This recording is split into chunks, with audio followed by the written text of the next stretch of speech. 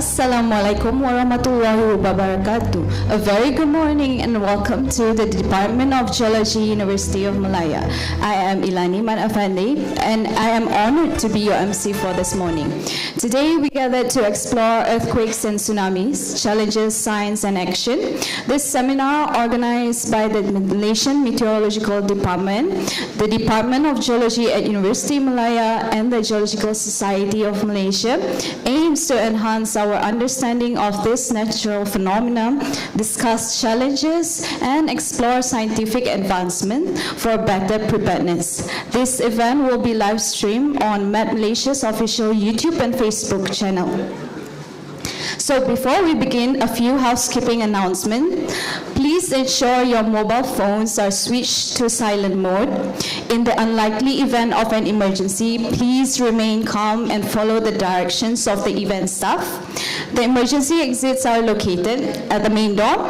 As this is our shared learning space, please help us keep the Dewan Kuliah Geologi clean by disposing any trash in the bins provided. The washroom is located outside the hall on your left-hand side, while the surau is on the first floor of the new building. So the ceremony will begin shortly, and participants are encouraged to take their seats.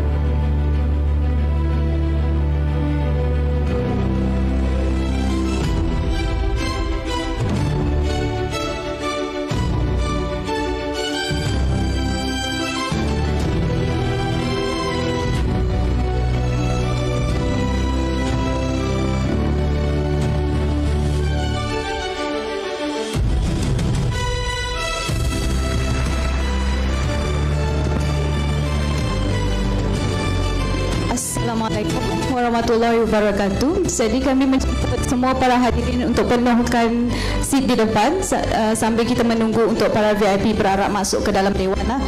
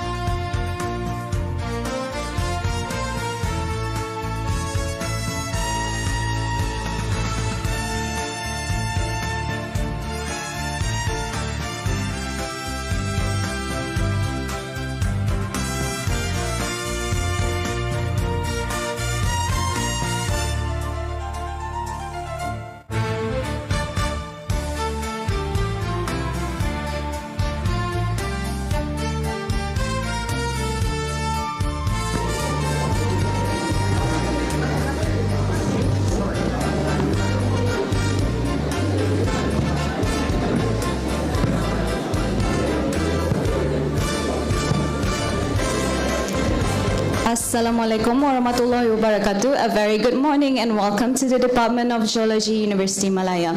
I am Ilani Manafandi.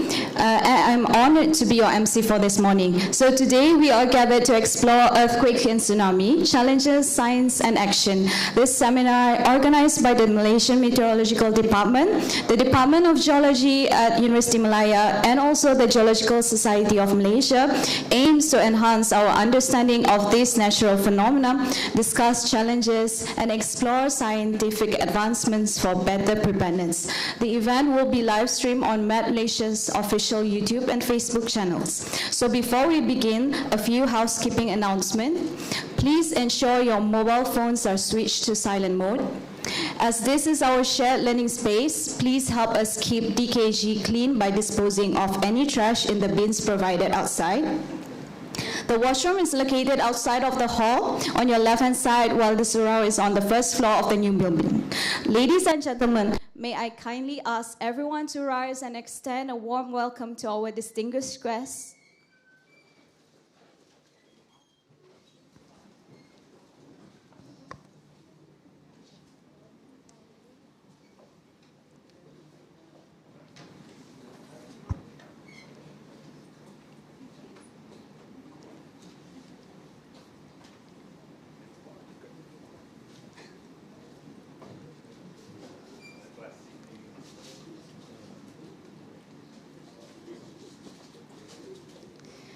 We invite all guests to remain standing for the singing of our national anthem, Negaraku.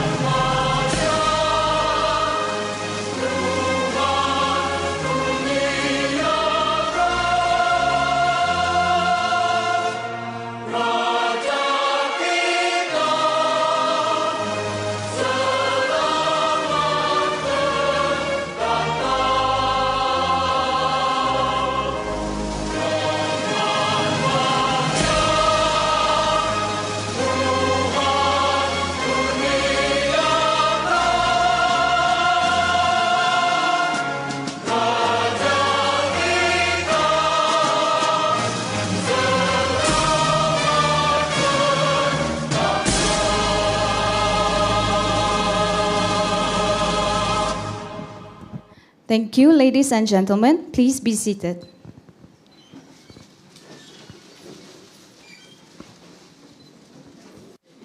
To bless our event, we would like to invite Saudara Ahmad Fauzan to lead us in the Doa recital.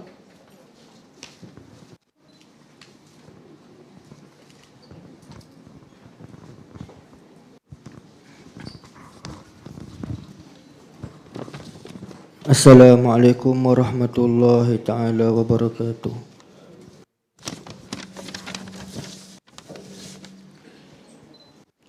A'udzu billahi samil alim minasyaitonir rajim. Bismillahirrahmanirrahim.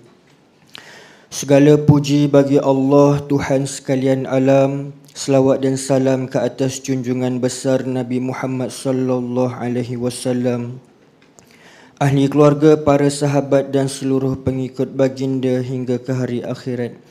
Ya Allah, ya Tuhan kami yang maha mengetahui, pada pagi yang penuh keberkatan ini kami berkumpul dalam majlis ilmu bersempena seminar Gempa Bumi dan Tsunami untuk tahun 2025 serta memahami hikmah-Mu melalui penyelidikan dan kefahaman terhadap bumi ciptaan-Mu.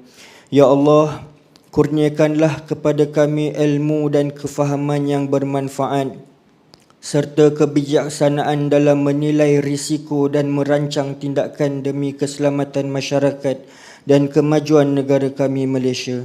Ya Allah, berkatilah usaha Jabatan Geologi Universiti Malaya, para penyelidik, para pensyarah, pelajar dan semua yang menganjurkan hari terbuka Muzium Geologi ini. Jadikanlah program ini sebagai medan untuk menyebarkan pengetahuan, meningkatkan kesedaran dan memupuk rasa tanggungjawab dalam menghadapi bencana alam. Ya Allah, Tuhan yang Maha Pelindung, lindungilah negara kami dan seluruh umat manusia daripada ancaman bencana yang membinasakan.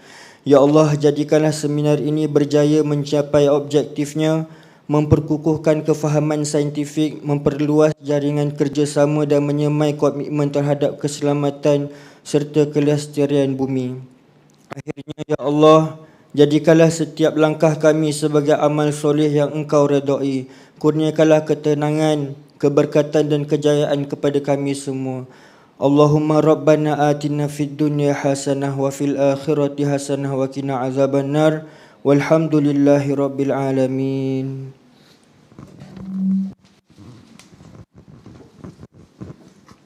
Amin, amin, ya Rabbal Alamin. Thank you, Ahmad Fauzan, for the helpful prayer. Bismillahirrahmanirrahim. Assalamualaikum warahmatullahi wabarakatuh and a very good morning. Yang berbahagia Dr. Hisham Muhammad Anip, Director General, Malaysian Meteorological Department, Met Malaysia. Yang berusaha Prof. Dr. Saiful Anwar bin Karsani, our Dean, Faculty of Science, Universiti Malaya.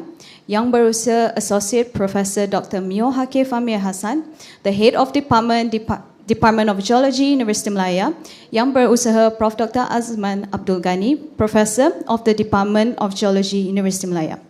Honorable speakers, distinguished guests, lecturers, students, ladies and gentlemen, welcome to the seminar on earthquake and tsunami, challenges, science and action. Ladies and gentlemen, to officiate the start of our seminar, it is with great pleasure that we invite Associate Professor Dr. Mio Hakif Amir Hassan, Head of the Department of Geology, Universiti Malaya, to deliver his welcoming remarks.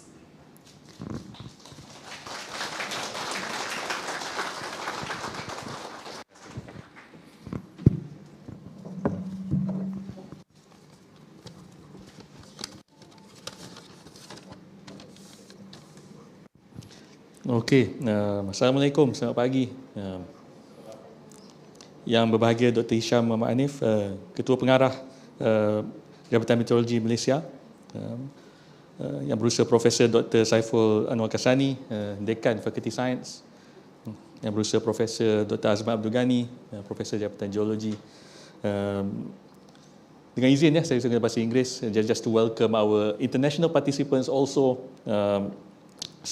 I would like to welcome everyone today to the Earthquake and Tsunami Seminar, Challenges, Science and Actions. I'm actually happy to see many familiar faces today. Welcome, and also some new faces also. Right? It looks like a quite big crowd. So thank you again for coming today. So today's seminar is co-organized by Jabatan Meteorologi Malaysia, but also Universiti Malaya, the Department of Geology, and also the Geological Society of Malaysia. I'll be very short. So the title is very relevant to the nation right now.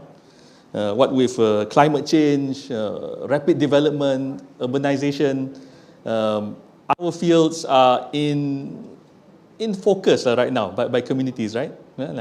So I hope that this activity becomes a starting point for future collaboration between our institutions.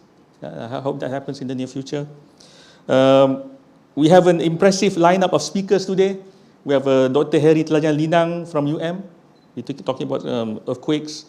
I believe we have Dr. Mazlan Madon also here today from Academy Science Malaysia.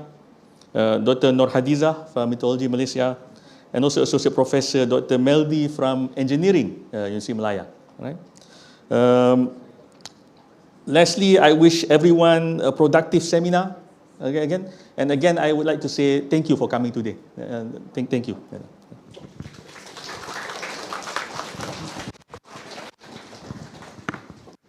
Thank you, Associate Professor Dr. Mio Hakif Amir Hassan, for that warm welcome. Next, we are pleased to invite Professor Dr. Saiful Anwar bin Karsani, the Dean of the Faculty of Science, Universiti Malaya, to deliver his address. Please welcome Prof.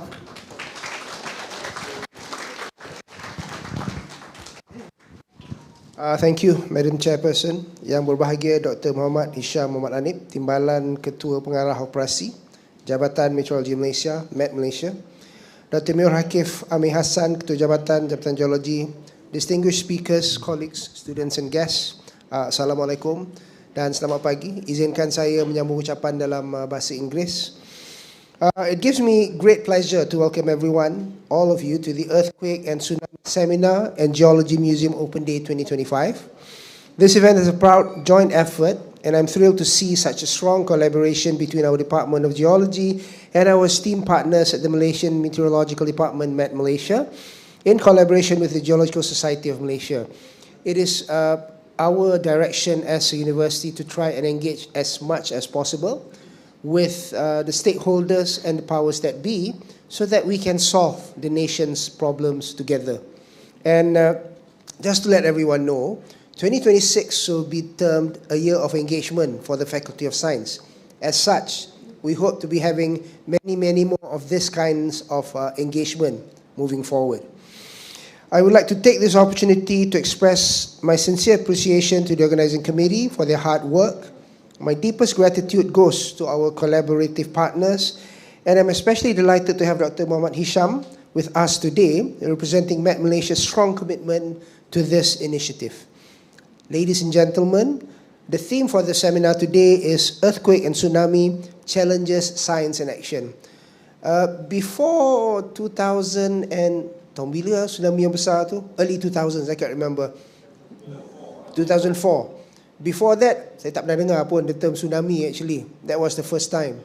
And at that time, I wasn't here. I was doing my PhD in the UK. And when we heard, it was quite scary lah. And today, this is becoming something yang quite often reported. I don't know whether it's increased occurrence or simply because more awareness. But as the academic community, we have a responsibility to understand these phenomena more deeply and not just from a theoretical perspective, but in the context of preparedness, safety, and sustainability. This is something that we have to figure out together. Through this seminar, I hope participants will gain a deeper understanding of these geological processes and, more importantly, how science can help us predict, prepare, and respond to natural disasters more effectively. And at the same time, today's Geology Museum Open Day also offers a wonderful opportunity for the public, especially students, to explore wonders of our planet. Some of the specimens are very, very old, I presume, and I don't know much about geology, but they are very interesting. The last time I came about and was taken around the Geology Museum. And the Geology Museum of Universiti Malaya is not just a place to display rocks and minerals, but a platform to connect with the community, with the Earth's amazing history. It reminds us that every rock layer has a story to tell. Talking about history and the age of the planet, I think it's about 4 billion plus years old. Universe estimated at 13 to 14 billion years old. But recent discoveries by the James Webb Space Telescopes tells us that we're a bit older than that. So there is a lot for us to learn. And I think right now, with the many discoveries coming in, it's the perfect time to move forward and look even deeper into these mysteries. As such, I encourage everyone here to take your time to explore the exhibits. Be sure to visit booths from our esteemed partners like Met Malaysia, Agency Nuclear Malaysia, and our very own Geology Department student chapters. Ask a question and learn from our passionate geologists. Dear participants, science is not just about data, it is about curiosity, compassion, and connection. We study the Earth not only to understand it, but also to protect it and ensure that future generations can live safely. And I hope the seminar and open days will instill a spirit of curiosity and strengthen networks and partnerships between students, government agencies, communities, and industries. And before I conclude, once again, I would like to thank the organizing committee, our invited experts, and everyone who made today's event possible. Your hard work truly reflects the spirit of collaboration that Universiti Malaya stands for. And to all our guests and participants, enjoy the seminar, explore the museum, and keep your curiosity alive. And if you're not from UM, since you're already here, go everywhere. Visit our faculties. It also just happens to be FESCUM has just started. FESCUM is the convocation festival for the university. There's a lot you can explore in the university, so go at it. And to let us continue to learn, to share, and to build a safer and more resilient world together. Wabillahi taufiq wal hidayah. Assalamualaikum warahmatullahi wabarakatuh. Assalamualaikum and have a good day. Thank you very much. Thank you, Professor Dr. Saiful Anwar bin Karsani, for your insightful address. We have now come to the highlight of our opening ceremony. It is my distinct honor to invite Yang Berbahagia Dr. Hisham Muhammad Anip, Director General of Met Malaysia, to deliver the opening remarks and officially launch the seminar. With utmost respect, please welcome.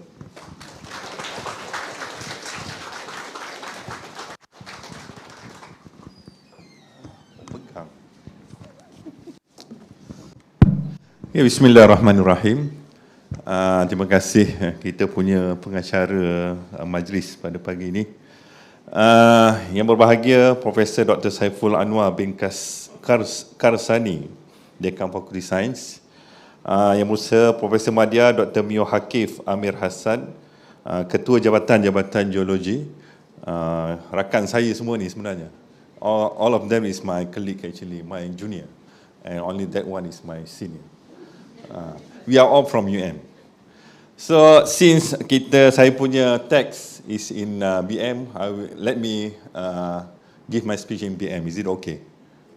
Mostly all Malaysian, I think Malay should be what they call it, our official language here. So Assalamualaikum warahmatullahi taala wabarakatuh. Salam sejahtera. Saya dipertanggungjawabkan untuk buat perasmian untuk program seminar Gempa, Bumi dan Tsunami, Cabaran, Sains dan Tindakan. This is the theme, kita kata, untuk kita punya seminar pada kali ini. Dan sebagaimana Prof Saiful sebut tadi, sebelum ni kita tak pernah dengar tsunami, kita tak pernah aware apa pasal gempa bumi. So after 2004 punya Aceh big tsunami, so baru kita aware yang tsunami is something kita kata bencana or threat untuk negara kita, bukan saja negara Jepun, biasa kita dengar di Jepun, di Indonesia, tapi juga di negara kita. Dan earthquake pula, saya rasa tak ramai yang kita dulu zaman kita kecil-kecil, dulu sebelum tahun 2000, nobody care about earthquake actually in Malaysia. So bila mana yang earthquake di Ranau tahun 2005, itu bila kita tengok Gunung Kinabalu patah tanduknya, baru kita aware yang earthquake is a threat to our nation actually, ada threat. Dan recently, 24th August 2025 in Johor Segamat, semua orang ada earthquake dekat Semenanjung. All this while kita thought earthquake is only dekat Sabah sana, dekat area Gunung Kinabalu. Tapi dalam kes recently ni, yang di Segamat ni, even though dia punya magnitude is only 4, magnitude 4.1, which is considered a weak earthquake, tapi dah create kita kata concern among the public. Kalau tengok di Semenanjung, di Semenanjung Malaysia, since most of you from Peninsula, except for foreigner lah. So the largest, the strongest earthquake ever recorded in Peninsula is 4.6 in Kenyir punya dam. So that one because Kenyir masa tu baru built, dan untuk sampai the stability of the earth, the dam tu, dia punya bawah batuan tu shaking a bit lah. Itu yang jadi earthquake during those days, 1987, about 4.6, 4.7 magnitude.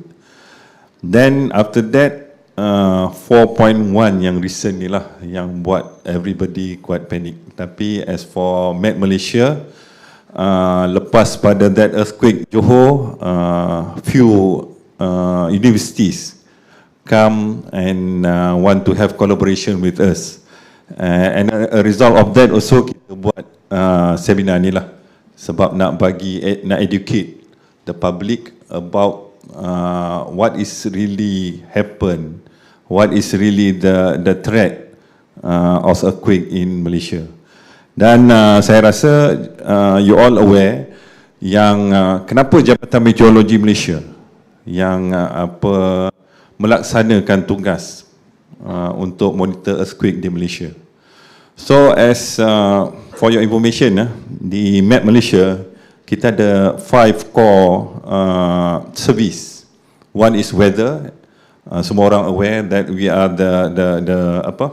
the department that provide all the weather information. Secondly, we provide the weather information for the aviation, for the airline, for the kita kata untuk industri flight, safety of the flight. That is another core business kita. The next core business is all about the science atmosphere. We monitor the composition of the atmosphere,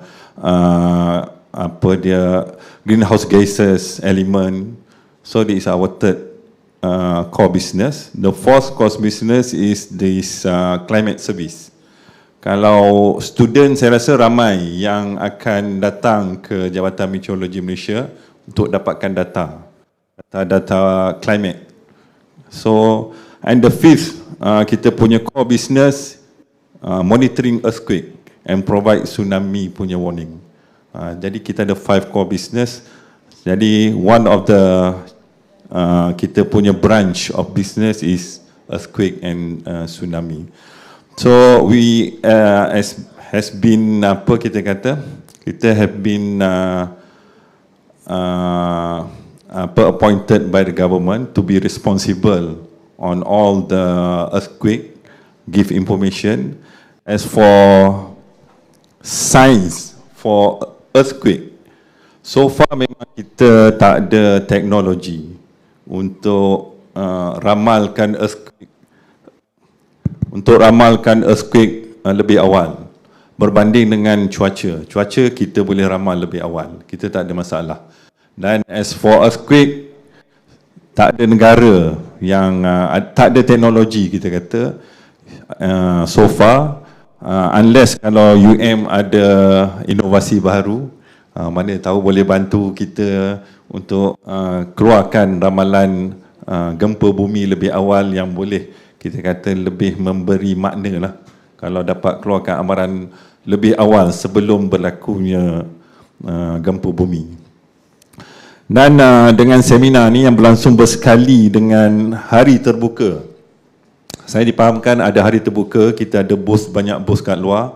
So Met Malaysia ada buka satu booth, boleh dapatkan semua informasi berkaitan dengan apa yang dibuat oleh Jabatan Meteorologi Malaysia. Dan pihak universiti, student-student especially, memang suka datang ke jabatan kami untuk dapatkan data. Memang kita adalah jabatan yang apa kita kata memberi khidmat, membekalkan data. Kalau student kita bagi percuma lah, walaupun ada kos, tapi kos tu sebagai sebagai rekod saja, tapi untuk kegunaan student biasanya kita akan bagi percuma, kecuali untuk tujuan komersial, then only kita charge. So tak payahlah saya panjang lebar lagi. Saya ucapkan terima kasih kepada Jabatan Geologi Saya dulu first year student kat sini tahun 89-90. Bayangkan dah 35 tahun saya kat sini ni. Ni antara kelas yang saya masuk lah ni. First year dulu, tapi first year sajalah. Lepas tu second year, third year saya dah tak ambil geologi. Panas, kena berjemur kat luar. Banyak berjemur. Sebab tu orang kalau geologi saya tengok gelap-gelap tau. Tapi saya tengok tu Prof Azman okey je, steady dia.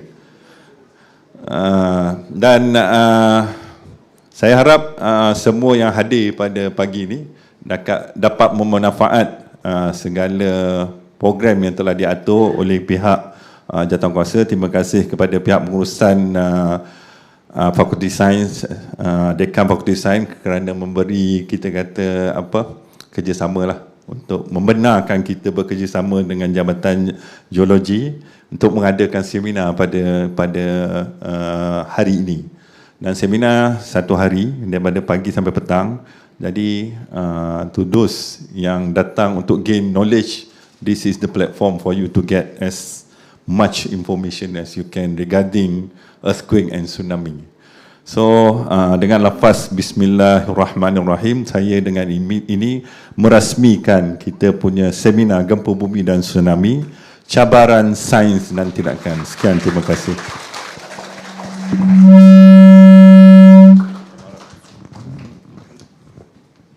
Terima kasih. Thank you Yang Berbahagia Dr. Hisham Muhammad Hanif for those powerful words and for officially launching our seminar.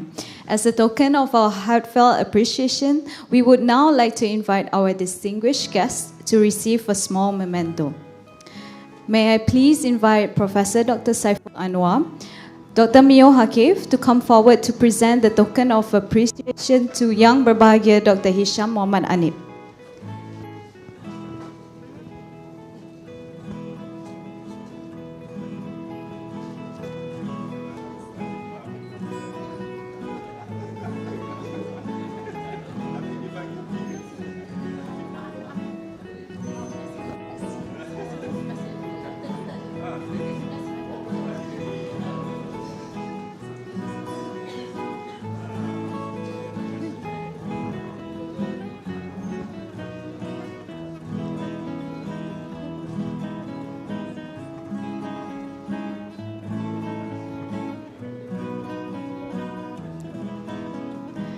Thank you, Prof. Dr. Saiful and Dr. Mio.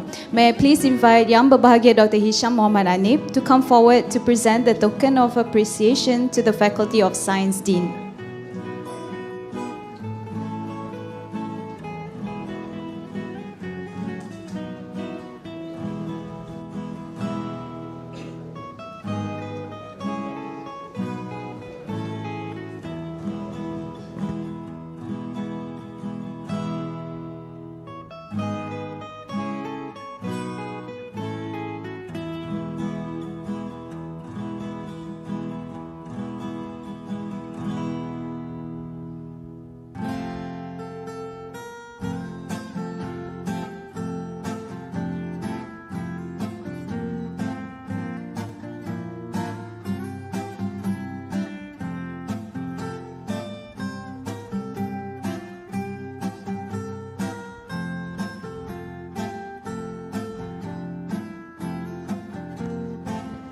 Thank you, Yang Berbahagia Dr. Hisham Muhammad Anip.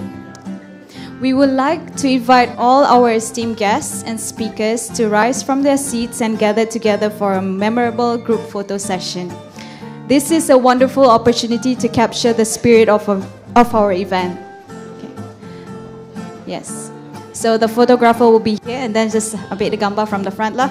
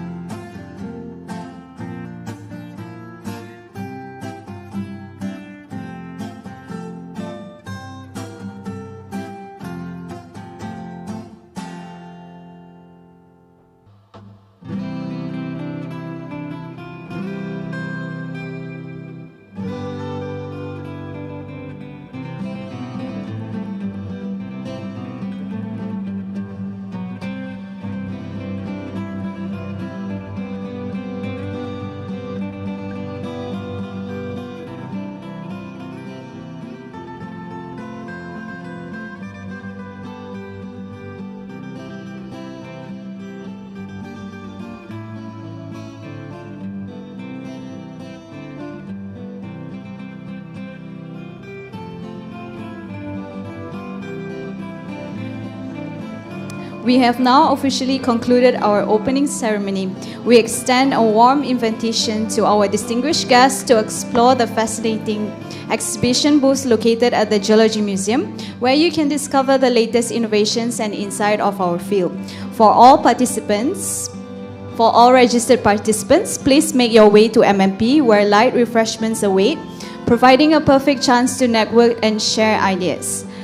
For the undergraduate students, please make way to the Bilik R&D just opposite the washroom, so we have light refreshments for you as well.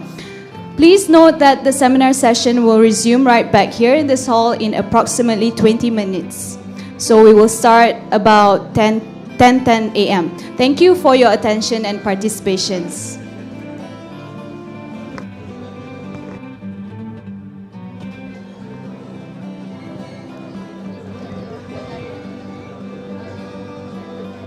Just a reminder for the undergraduate students, please assemble at the Bilik R&D just opposite the washroom. For registered participants, please make way to the MMP. Thank you very much.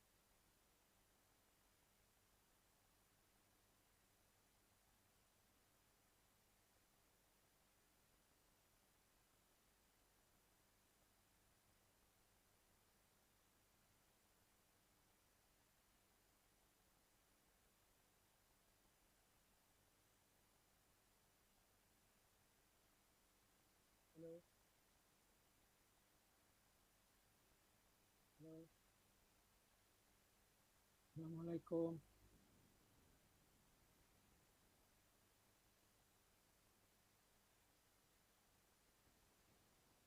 Hello.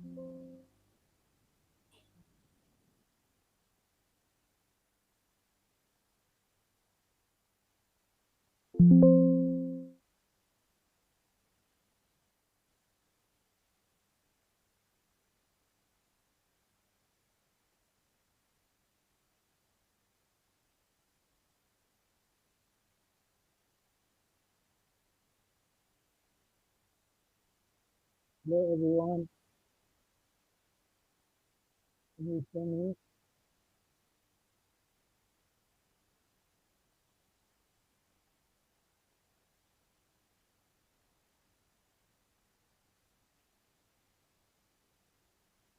Hello.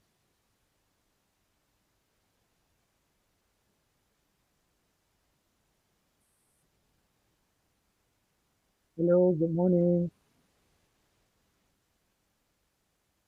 Can you hear me?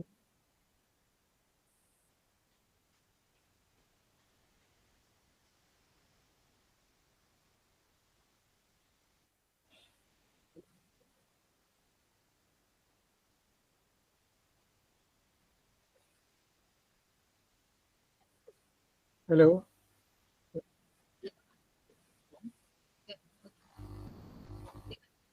Dengar. Dengar saya tak? Okay. Dengar. Loud and clear.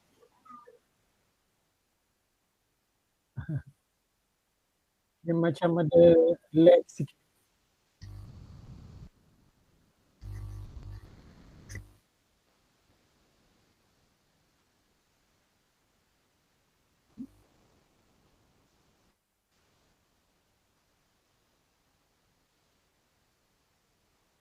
Boleh dengar ya? Okay. Very good.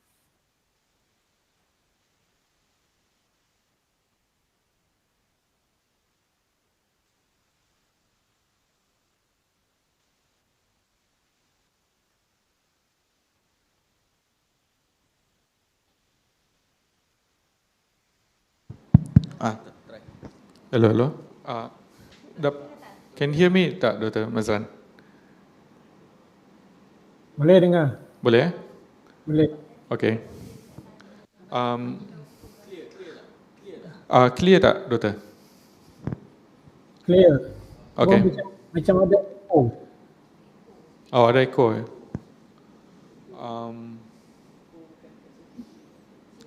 Mungkin sebab mic sini on juga kot. Clear, very clear. Oh. Macam mana?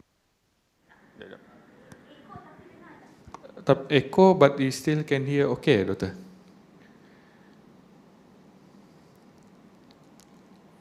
As long as I clear from on that side, okay lah kot. Okay. Sebab we try to Yes, I can hear. Tapi more importantly, you all can hear me. Oh yeah, we can hear you clearly. Dapat dengar. Betul. Dapat.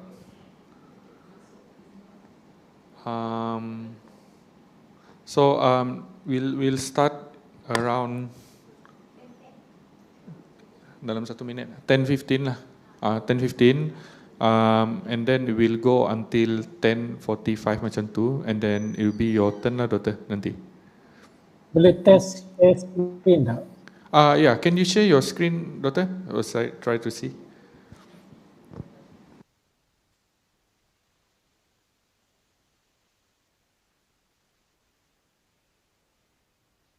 Okay.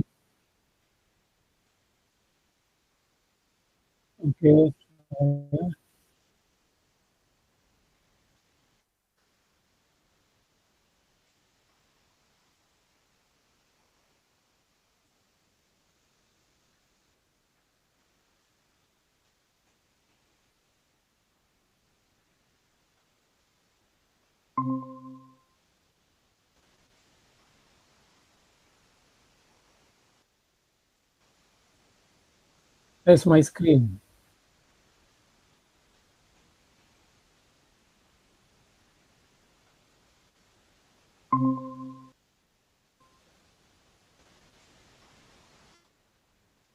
Tak nampak eh?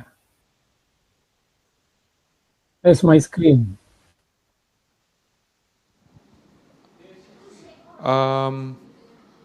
Now we don't see your presentation. Tak nampak eh? That's my screen.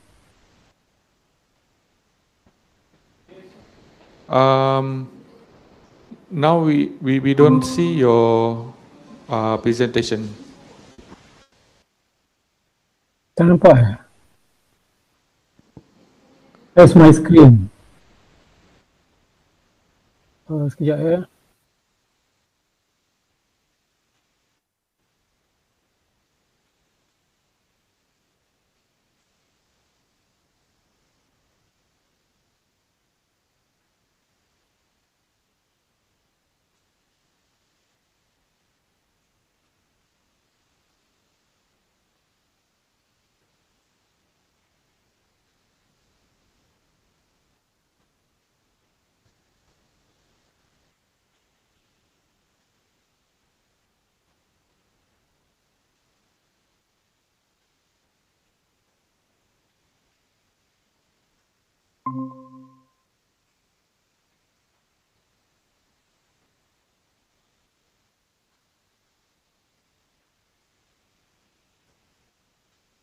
Slideshow.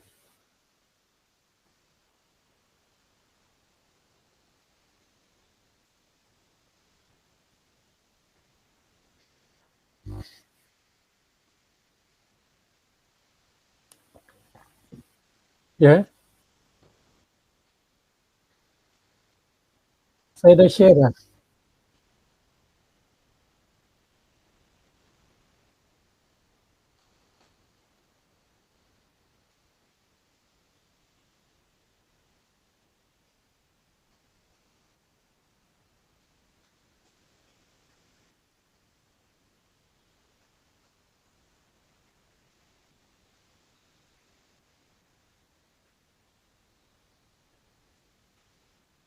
Saya dah. Doctor, just above the insert. Insert tab.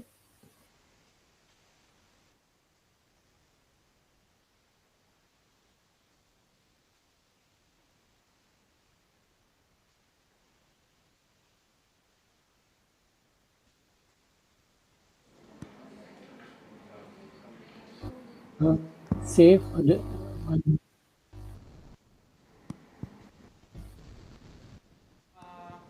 Gambar slide. Okay. Dia Sini.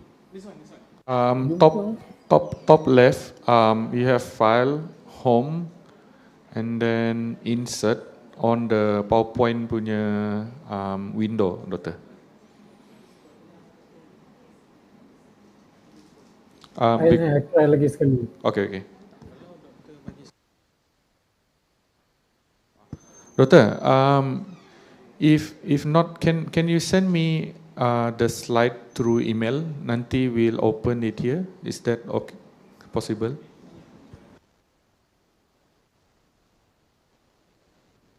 Oh, dia ada lag time lah.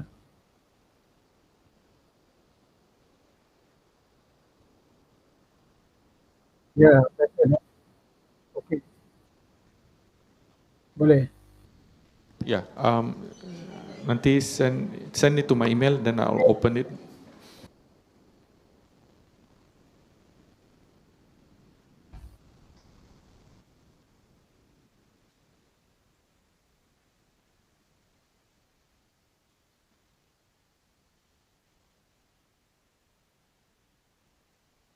Okay.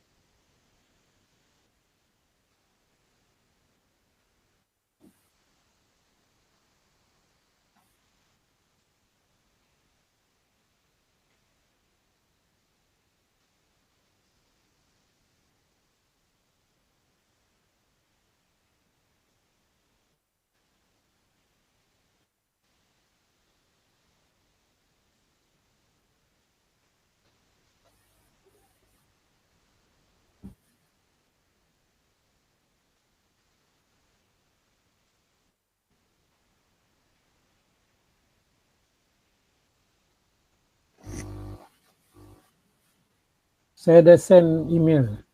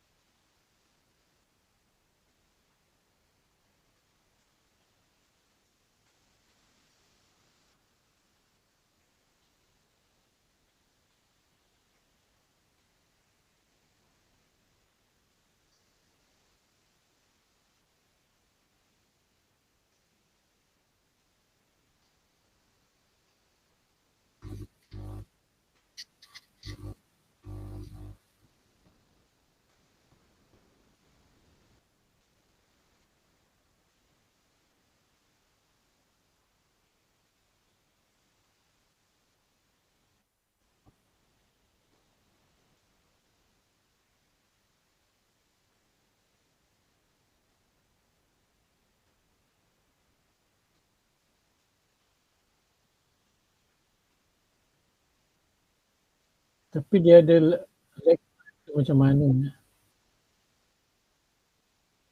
Ya, ya. Okey.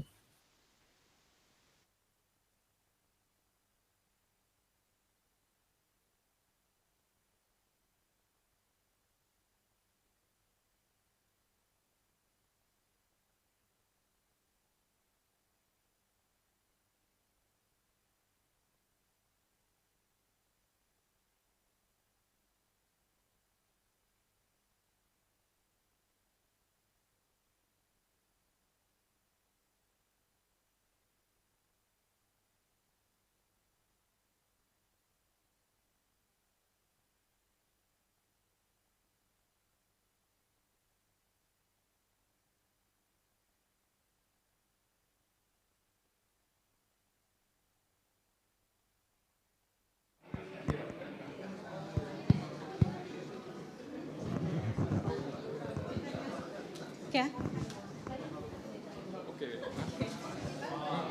Can start.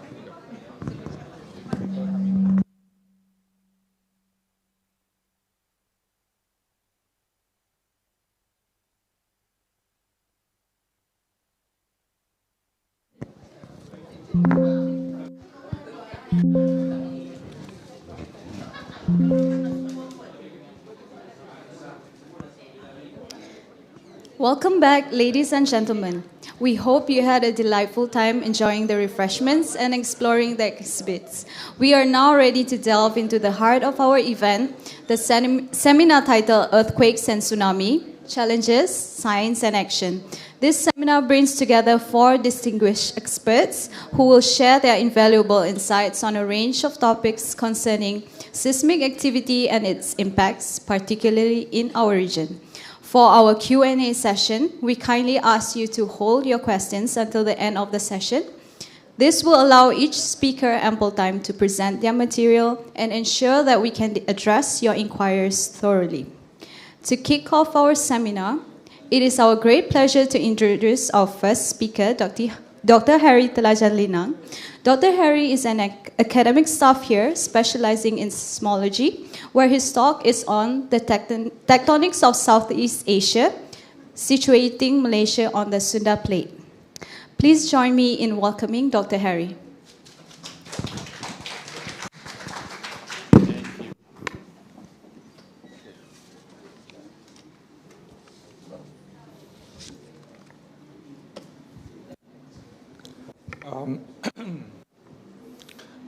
Hello. Good morning, everyone.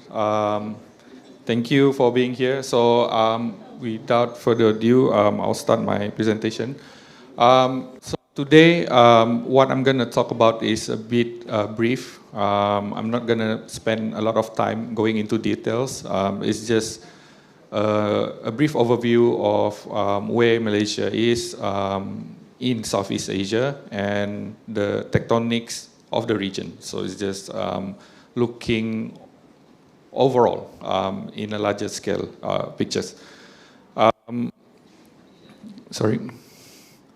So just a quick content, I'll be talking a bit about where we are, the turning point, where does Malaysia sit, and then Malaysia overall as an active region, and also I'm just going to talk about the Johor seismic sequence.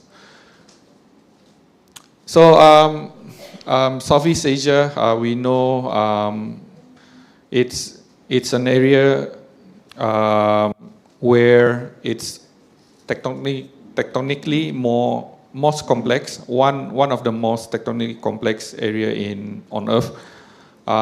Here is an overview of the overall seismicity in the region.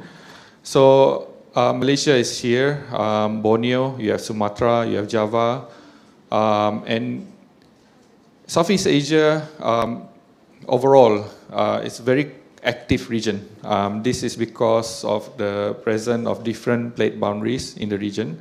You have three major plate tectonics here. One is the Indo-Australian plate, you have the Eurasian plate, and then you have the Philippine Sea plate. So it's a triple junction between these three, which contribute towards the seismicity that we see in the region. So the red lines that you see here is projected plate boundaries in the region. Some of it, some people might agree with it, some people might not. So it depends on your preference, but it's just overall plate boundaries.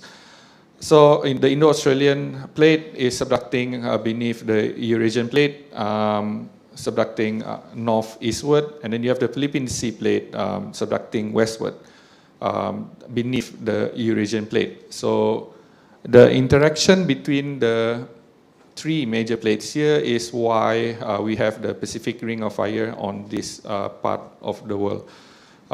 So as you know, this is towards the eastern part of the Pacific Ring of Fire, which goes across up towards the Japan Trench, Aleutian Trench, and towards Americas and also South America. Our neighboring countries, Indonesia and Philippines, sits directly on this ring of fire. So this is why they experience much more seismicity and volcanic activities compared to us. So for a long time, for many years, we have been on an assumption that we're safe, tucked away from this seismicity, but recent event shows that we're not excluded because of the surrounding neighboring activities. So here, wait. Okay, so again, the interaction between the different plates is what contribute mostly to the seismicity that we see in the region. So for us, Malaysia, the most critical features are to the west, which is the Sunda Megathrust, where you have the Indo-Australian plate subducting beneath, and also the Great Sumatran Fault, which cuts across Sumatra. So these are the two closest critical features which drive the seismicity that we see within Peninsula Malaysia. So you have a very big subduction here. As you know, in 2004, the Aceh tsunami, the Aceh earthquake caused a lot of damage. So I'm going to move on to the next slide. Wait. All right. So one of the main thing that why I want to talk about this is the 2004 Aceh earthquake was a turning point for the seismicity in our region. So On 26 December 2004, magnitude 9.1, Sumatran Andaman earthquake occurred along the subduction zone. So here's the epicenter of that earthquake. So it was part of the Sunda megatrust. So the rupture on the surface of the subduction zone ruptured about 1,200 kilometers segment of the Sunda megatrust. So it's a very long rupture, which is almost the entire length of Peninsular Malaysia. So the amount of energy released was huge. People often compare it to 23,000 times as what was dropped on Hiroshima. So in Banda Aceh, it was closest to the epicenter, and the waves were about 30 meters high, as tall as 10-story buildings, and also the wave traveled away from the Sumatra at a speed of 800 kilometers per hour. So here's just showing, the inset is just showing you the rupture area. So here's the edge, Sumatra. So the rupture area happened towards the southern part of the subduction zone here, and propagated upwards, northward, towards the Andaman Island. So beneath here is just showing you that the displacement was about 2 kilometers high, and here also this wave showing, I mean, it should be showing here how tall the wave was as a result of this earthquake. Yeah, so you can see, so here's a modeling that was done, just showing how tall the earthquake, the waves were. So moving on, tsunami impact on Malaysia. Sumatra itself acted as a barrier for us, but the tsunami wave was refracted. So most of the northern section of Peninsular Malaysia was affected. This is when the wave bends into the Strait of Malacca.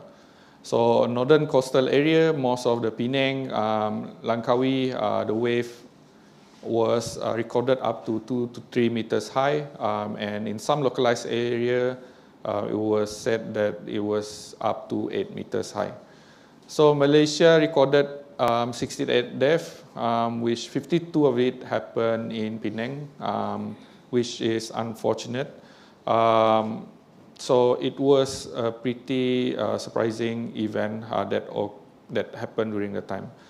So here's figure here is just showing you the wave beaming. So it's just referring to the wave direction, which is perpendicular to the rupture area. So here is when, so it's just showing you how high the wave went when it reaches the Malaysian peninsula.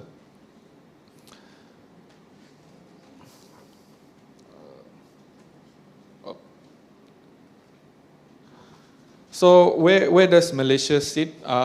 So Malaysia is located on a stable continent, what we call as Sundaland.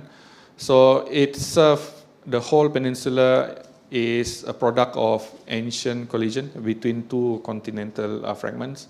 We have the Cebu Mastu block on the west and the East Malaya block in the east. So the assumption that Malaysia is a relatively stable region is inaccurate, because most of this, the block that makes Malaysia were stitched together a million years ago. For example, between the Cebu Masu and East Malaya block, the suture zone is called the Bentong Raup suture zone that cuts across the central Peninsula Malaysia. So the key takeaway is that Peninsula Malaysia is not a single product of a single piece of block. So it's just accumulation of different composite block with intersection of very many old suture zones and fault lines, right? So this creates dual threat for Malaysia. So one is the far field risk. This is the shaking that we feel in high-rise building in Malaysia from massive earthquake that happens along the Sumatran subduction zone. And then you have near field risk, which is relevant today. So this is mostly related to intraplate earthquakes, which are local tremors that happen within our own area. So Malaysia's most active region is in Sabah. So this is because Sabah is located very close to the complex triple junction zone between the three plates. You have the Eurasian, Philippine Sea plate, and also the Indo-Australian plate. So Sabah is currently under active compression, which is resulting in what we see in terms of high features, high features along the Crocker-Terus-Madi range. And also Sabah locally has a history of many of these smaller to moderate earthquakes. So one example was in 2015, around now 6.0 earthquake that resulted in the loss of 18 lives. So one of the biggest, but on a daily basis, Sabah experiences very earthquake that ranges from 2 to 3 magnitude on very shallow as what we see towards Johor. So historically, most of the faults, most of the watch fault has been in Peninsular Malaysia, the Bukit Tinggi and KL fault zone. And we also have a local history for Johor, for example, where we have this intraplate of, low magnitude earthquake in 1922. And after that was, you have a few swarms in Bukit Tinggi between 2007 and 2008. So, wait. Yep. Okay.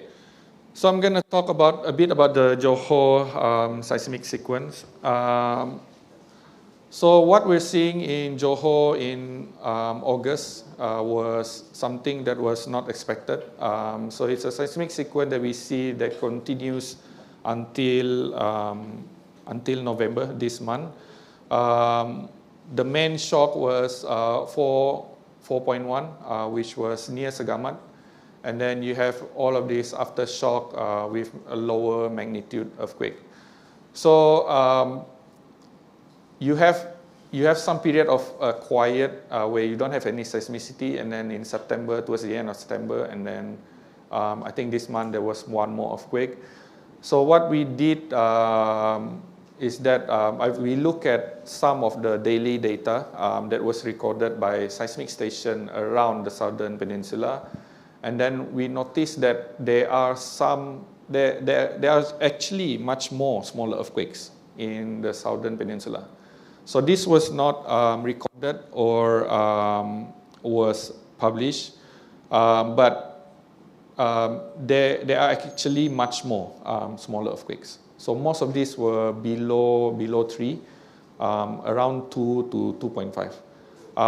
So there is a work that is currently going, so we're trying to see whether we can identify much more of these small earthquakes. And most of the earthquakes were very shallow depth. It was constant around 10 kilometers depth. And yeah, so we actually have much more, it's just it was not recorded. So The sequence, most recent was November 3rd, so 2.7 in Segamat. So the main objective of me presenting this is just we all have questioned what is happening. We don't understand why we have all of these earthquakes, what is causing it, and what can we do about it. So all preliminary analysis points to the reactivation of this ancient Mersing fault zone. So this is common. I mean, this is a very good interpretation because first, the faults that we have mapped is most where you have this earthquake sequence, seismic sequence, is very close to this actual fault Mersing zone. However, I do believe that there is much more that we don't understand. From one of the sequence that we see, it seems like the seismic is propagating southwards towards the Malacca Strait. There was one offshore fault. Some people attribute this to the main suture zone that goes across Central Peninsula, and some attribute this to more like hot spring features. However, I think more studies should be done in order to understand this. So maybe there has always been a small earthquake in the region. It's just that the large one that we detected in October was when we start to look more closely to find these smaller earthquakes. So, for example, if you compare on Sabah, every week there is at least one small earthquake. So, most important question: why do we see it now? So, this goes back to So, one dominant hypothesis among seismic researchers that the catalyst was the 2004 Aceh megathrust earthquake. So most seismologists believe that it permanently and fundamentally changed the tectonic stress field in the region across the entire Sunda plate. So this can be seen, for example, between 1992 and 2020, Peninsula Malaysia, we recorded around 59 earthquakes, and 40 of them, which is more than 50%, occurred after 2007. So this was after the 2004 Aceh earthquake. So when the megathrust earthquake happened, it introduces a new stress regime. Now we think it's being distributed across the Sunda plate, and it's reactivating or affecting all of these old ancient fault line. So the tremors in Segamat and Batu Pahat along the southern peninsula now is not a new phenomena. So they are the latest evidence of this new stress regime in the region. Nope. Sorry.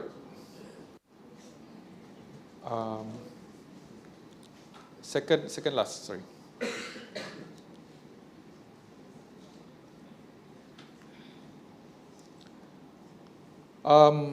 So I'll conclude my presentation. So the region is, our region in Southeast Asia is a tectonic battleground. So we might think that we're not affected, but we are very close enough to the major plate boundaries that will get affected by this larger earthquake. I believe that the 2004 Aceh earthquake was an important event that fundamentally changed the stress regime in the region, and especially affecting us in the Peninsula Malaysia. So the Johor seismic sequence might be an example of this direct result of this one. But again, more study needed to be done in order to link them. But it's a proof that all of these ancient faults are reactivating. We just need to find how and why. So the real risk for earthquake is minor to moderate, locally damaging tremors. There are some studies about this moderate in Bukit Tinggi, for example, where the earthquake could reach up until 6. But this again, we need more studies in order to quantify this.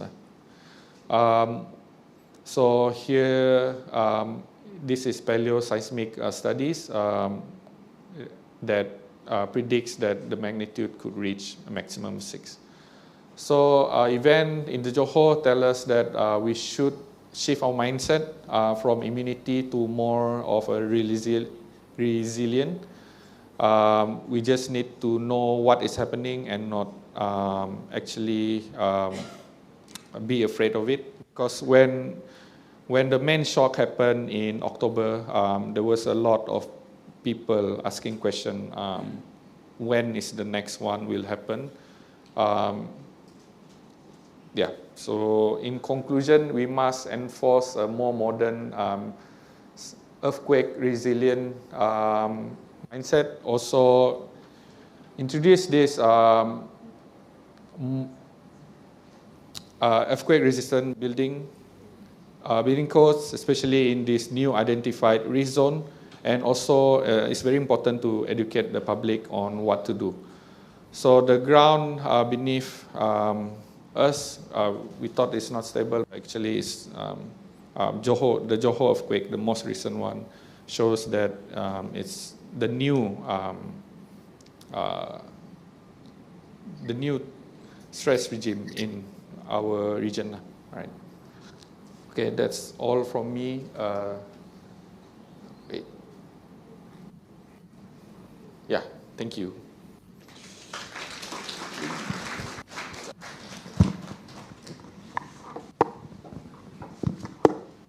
Thank you, Dr. Harry, for that engaging and informative presentation about the tectonic framework of Southeast Asia. Your insights shed light on the geological forces at work beneath our feet. Now we will transition to our second speaker, who will be joining us virtually. It is our privilege to introduce Dr. Mazlan Madun, Fellow of the Academy of Sciences Malaysia, which holds vast experience in this field, specifically on basin analysis, sedimentology, and tectonics. His presentation is titled Earthquake Fault Finding in Intraplate Settings.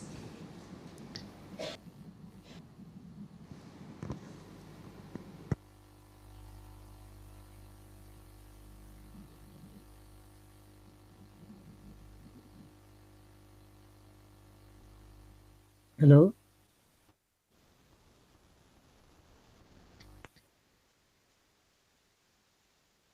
Okay. Thank you. Hello, everyone. Do you have the screen show? Okay. No.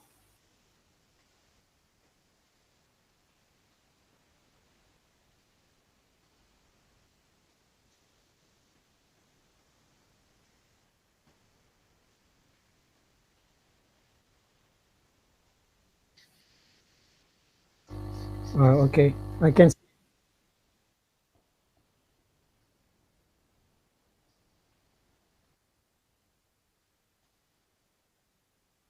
see just now. Not right now.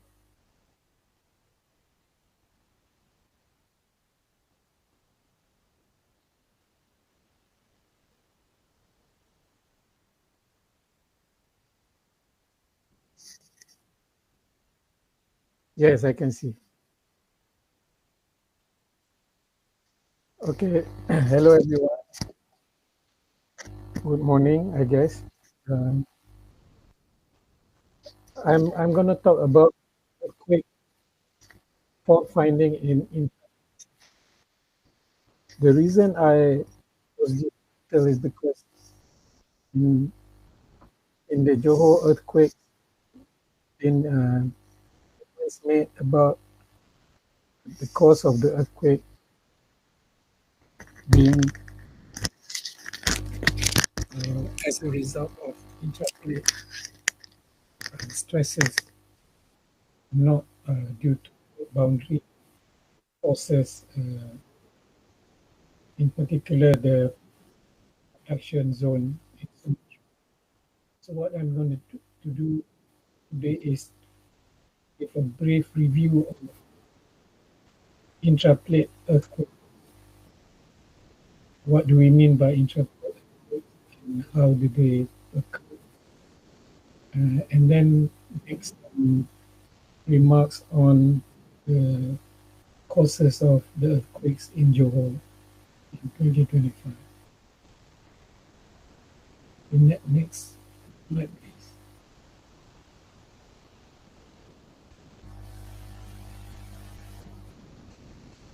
So that's the introduction. Move on to the next slide, please. So if you look at a map of earthquakes globally, you can easily see this map, for example, the main earthquakes occur on plate boundaries. Boundaries that are convergent, that means there are subduction zones. You can see the ones in around the Pacific Ocean, so-called the Pacific Ring of Fire, and there are earthquakes concentrated on along the mid-ocean ridges at the middle of the oceans. So those are mid-ocean ridges that diverge plate boundaries. There are also quite a number of earthquakes within the continents. For example, in Central Asia, you can trace from Southeast Asia, from Sumatra, northwest through Myanmar to Tibet, and Iran, Afghanistan, towards Europe. So these are actually not within continents per se in terms of tectonic setting. They are still associated with convergent plate boundary. I will come back to this point later on. So these are all these earthquakes constitute about 95% of all earthquakes that occur globally. They are associated with plate boundaries. So when we talk about intraplate, generally it means that earthquakes that occur within the plates, away, some distance away from plate boundaries. Next, please.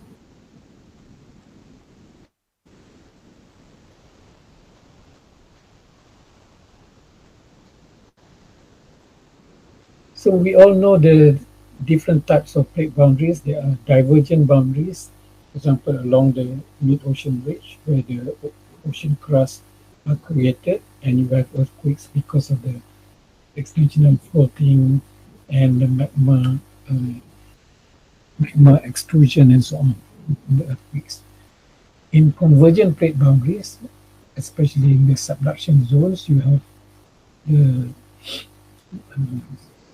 trenches where the subducting plate will glide along the plate boundaries that causes the earthquakes within the slab of the subducting plate. And the other type is the transform plate boundary, where different plates will glide past each other, and these are especially in the oceans where transform faults occur, traversing the oceanic plates. You are aware of the San Andreas Fault in California, which is one of the well-studied transform fault that outcrop on land at cause devastating earthquakes from time to time. Next. So a typical cross-section of subduction zone will look like this. This is an example from the Tonga Trench in the South Pacific, where you see the earthquakes, the red dots there. They occur on the subducting slab, sinking beneath the mantle, and you see that the earthquake foci are actually within the subducting slab. In a sense, we can see it's an intraplate, but in our talk here, the intraplate, not in this sense, but earthquakes that occur beyond or at some distance away from the subduction zone. So that's kind of a misnomer in a way. Next, please. So what are the causes of the earthquakes? These are the driving forces of plate tectonics. What are the main forces? There are two main forces that drive plate motions. One is called the ridge push, which is the force that results from gravity at the mid-ocean ridges when the hot mantle at the ocean ridge sinks into the ocean and diverge away from the ridge axis, and that exerts a strong force towards the subduction zone. And in the subduction zone itself, the sinking slab, which is usually colder than the surrounding mantle, will exert what we call a slab pull. It's pulling the lithosphere as it sinks further into the deep mantle. So these are the two main forces that drive the plate tectonics and exert a force that eventually result in stress buildup and earthquakes. There are other subsidiary forces like slab suction in this diagram and the mantle flow. Next. So in textual form, I would just like to highlight the two main driving forces, the slab pull and ridge push. Next. So in all this, our understanding of earthquake causes is based on the assumption in plate tectonics that the plates are very rigid and they only deform at their boundaries, not within the plates themselves. That is the most important assumption of the plate tectonics theory. But in reality, even the plates deform internally. So seemingly stable continents are actually not completely rigid or elastic. They also deform because they are made of old mountain belts. They have ancient faults and so on. So naturally, they will be subject to deformation by the plate boundary forces as well. So the tectonic forces acting on the plate boundaries are naturally transmitted inwards into the plate interiors. And these are what we call the far field effects of plate boundary forces. And within a single plate, there are heterogeneities imparted by old rocks, old fault lines, and so on. And this will affect the way stresses are released. And more often than not, when you have old ancient faults, they will be reactivated as the stress stresses build up and released. And that is what is referred to as reactivation, fault reactivation. Right. So what do we know about intraplate earthquakes? As I mentioned, intraplate earthquakes occur within a tectonic plate, away from a plate boundary. Some authors include earthquakes in stable continental interiors of cratons as among the intraplate earthquakes as well. There are also earthquakes that occur at passive continental margins. And Wolin et al. In 2012 provided a very good summary of earthquakes at passive margins. And there are many earthquakes associated with ancient mountain belts in orogenic zones. And these are particularly when mountains are highly elevated. And when they are highly elevated, the gravitational potential causes stress and internal stress within the mountain belt, and they tend to subside due to gravity. And this phenomenon is sometimes referred to as orogenic collapse. This is one way of generating earthquakes as well. So because of these very different ways of causing earthquakes, they are very difficult to predict. But when they occur, sometimes they can be very devastating as well. There are many historical earthquakes in the intraplate settings that cause very large damages. For example, these are some examples in India, China, and in the US. Next. And we have a historical record of intraplate earthquakes all over the world. For example, here the continent of Australia, there are so many earthquakes within the continent as well.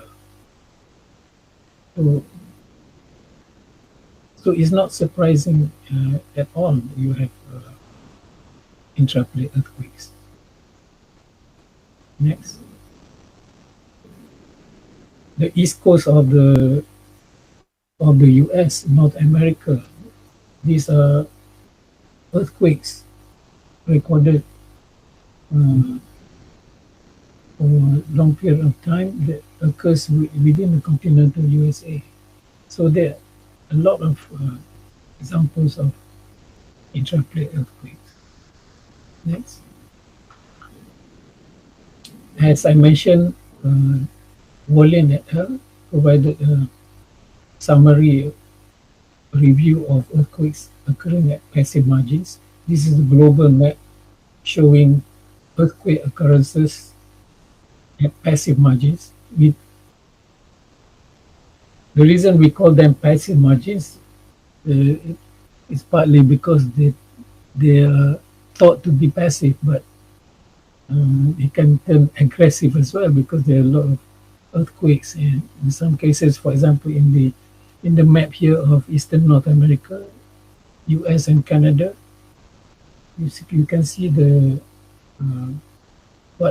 lot of major earthquakes at that so-called passive margins. Next. So, for example, in the US East Coast, magnitude 6 to 7 earthquakes, and the most famous one is the Grand Banks earthquake, 7.2 magnitude in 1929, which causes the landslide and tsunami. In North America, in earthquakes that occur has been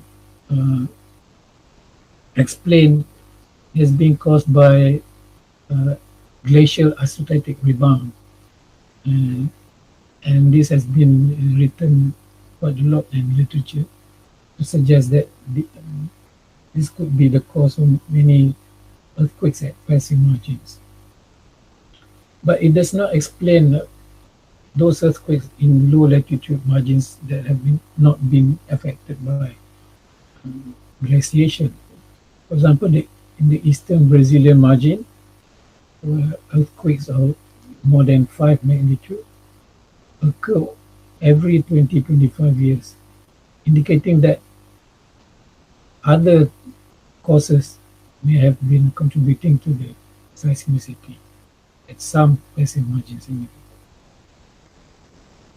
Next. And closer to home in southern China, these are recorded earthquakes that indicate a lot of internal deformation within the South China block.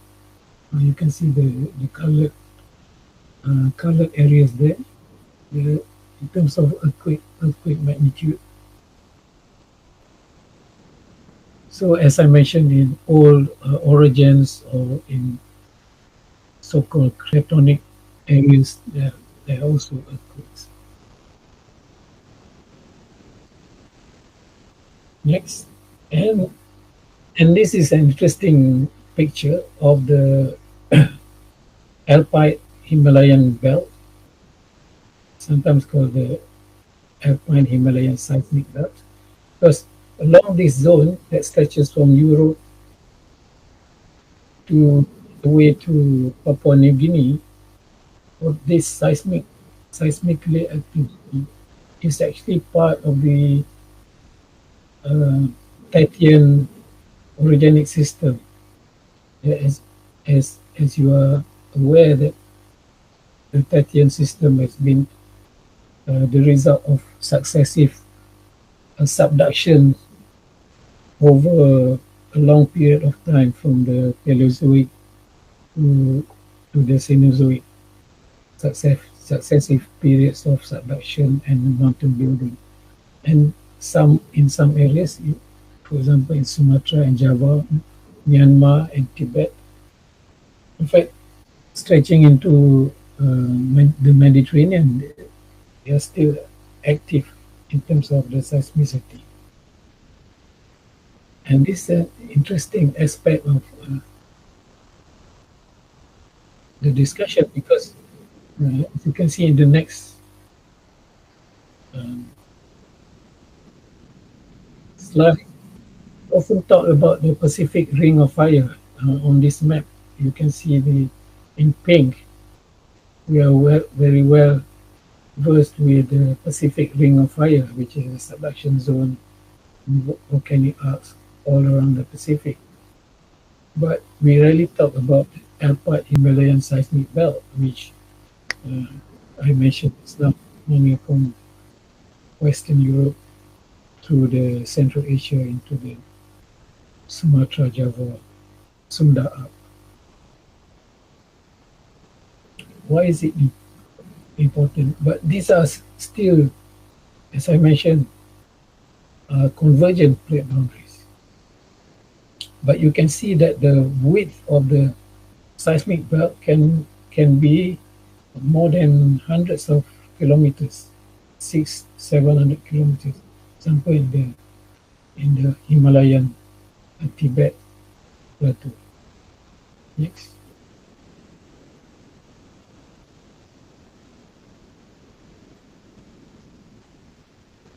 So that seismic belt is actually what some authors consider as the Tethys, which is the orogenic system that resulted from the closure of the Tethys Sea since Paleozoic times.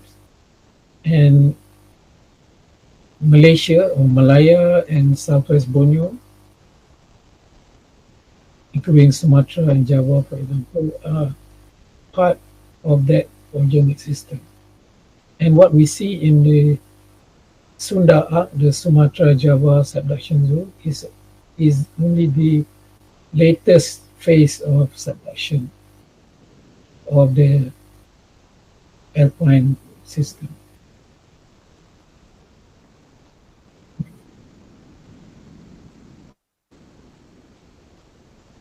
So this is an active conversion zone between Africa, Arabia, and Indian plates with Eurasia that is continuing its compressional tectonics and uplift, forming huge mountain ranges. And in some cases, we have the highly elevated areas, for example, in the Tibetan plateau, orogenic collapse that causes earthquakes as well. There are numerous old faults and switcher zones. They are prone to reactivation by interplate stresses, both internal and far-field stresses. And as I mentioned, the width of the seismic belt in some cases can exceed thousands of kilometers, for example, in the Himalayas. And Peninsular Malaysia is part of that origin, which, as we know from numerous studies, the late Triassic, early Jurassic Cambrian orogeny. There's earthquake occurrences in Peninsular Malaysia, while relatively mild and uncommon, are not that surprising because we are still part of that huge ancient orogenic system with ancient faults and switcher zones, some very thickened crusts and so on that are prone to stresses generated either at the plate boundaries or within the mountain belt itself. Next. Dr. Dari showed just now in his presentation the tectonic setting, and this is just to show the fact that our region of Southeast Asia is part of that mountain belt of the Tethyan Alpine Himalayan orogenic system. Next. And we have numerous faults that have been met, as you can see in the next slide. As a result of the long history of compressional mountain building and strike slip faulting. Next. So if we look at subduction zones around this region, we can also compare with other well-documented subduction zones. This example from New Zealand, where you can see the main earthquake zones along the Benioff zone within the subducting slab, but they are away from the subduction zone. You can see some shallow earthquakes that could be considered as intraplate because they are at some distance away from the subduction trench, about 200 or 300 kilometers away. Next. In the Japan trench itself, also you can see similar pattern. You have the main earthquakes occurring, deep earthquakes associated with the subducting slab, and we have shallow earthquakes about 200 or 300 kilometers away from the trench in the overhead plate. Would you consider this as intraplate or associated with subduction? It's difficult to strictly define whether one is interplate or the other is plate boundary. Next. So in our area, if we look at the earthquake record, for example here, if we sample the earthquake earthquakes along the Sumatra subduction zone, and you can see the red dots here are from the Johor earthquakes. It's about 700 kilometers from the trench. So that is really very, very far from the actual subduction zone. So perhaps that's one of the reasons we call it an intraplate earthquake event. Next. So when the earthquake was reported in the news and from the authorities, one of the earliest reaction was to say, okay, we have the fault map on Peninsula Malaysia, and because the fault, Mersing fault is probably the only fault in this area that has been named, and there are other faults, parallel faults, unnamed yet unnamed faults. Somehow Mersing fault got the blame, and it's been ascribed as the cause of the earthquakes, and the first one, the 4.1 event in Segamat.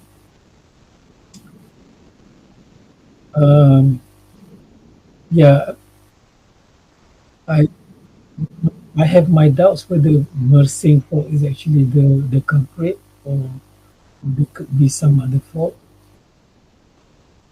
or it could be one of the faults south of the Mersing fault, which are more in line with that. And subsequently, with more events coming through, you can see that they are more scattered. So it's very difficult to pinpoint one single fault as the main cause or the only cause of the earthquake. Next. This is in one of the news report from GLB, indicating the strike slip displacement in the fault. Next. So, as I mentioned, I was just looking at the events and relate to the major faults.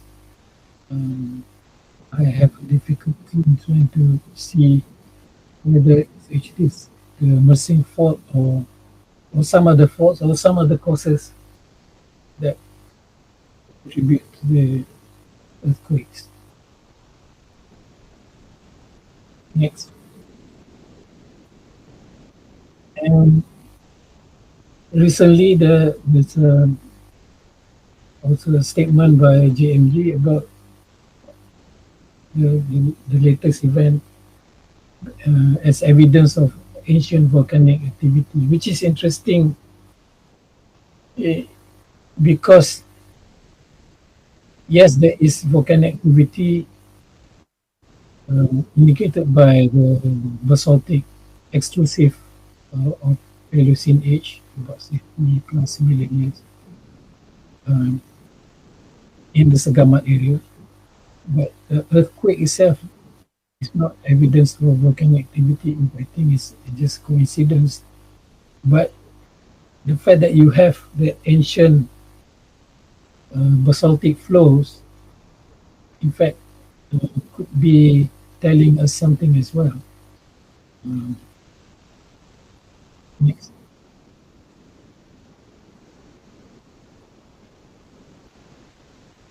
Are earthquakes the cause or the effect? It is generally stated that intraplate earthquakes are caused by reactivation of old reefs. If you read the literature over time, that is always attributed to something of reactivation of old. And the same is said about the Johor earthquakes. I like to think slightly differently. If we consider earthquake as the result of lithospheric stress buildup and release, then fault reactivation is the effect of the release of the stress rather than the cause. So I'm trying to understand what is actually the cause of the geoearthquakes.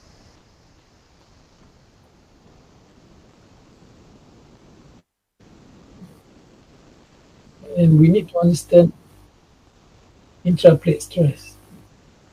What generates stress?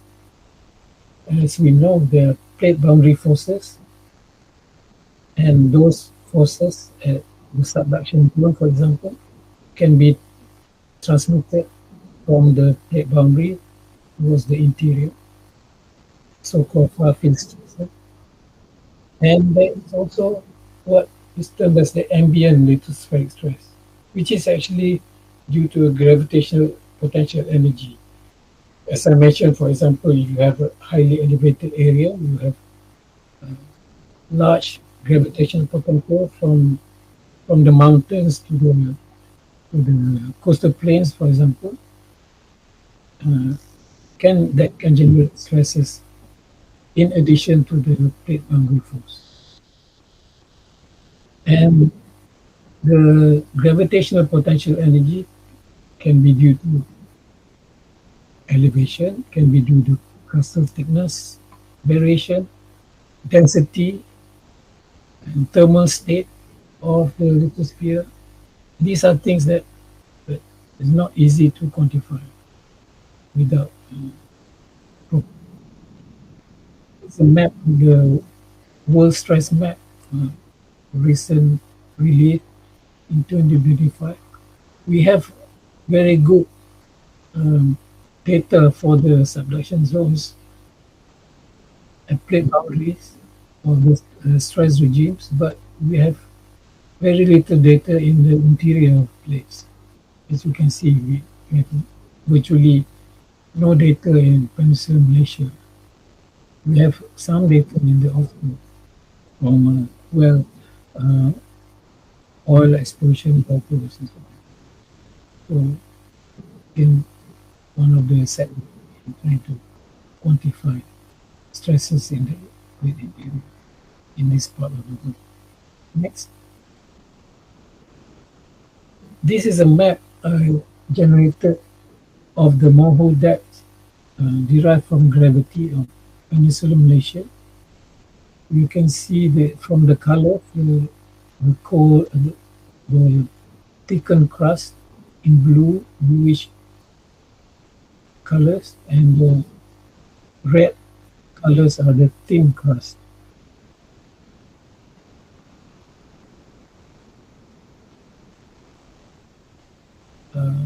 Doesn't come up very well. The earthquakes, I hope you can see somehow the circles disappear in this slide.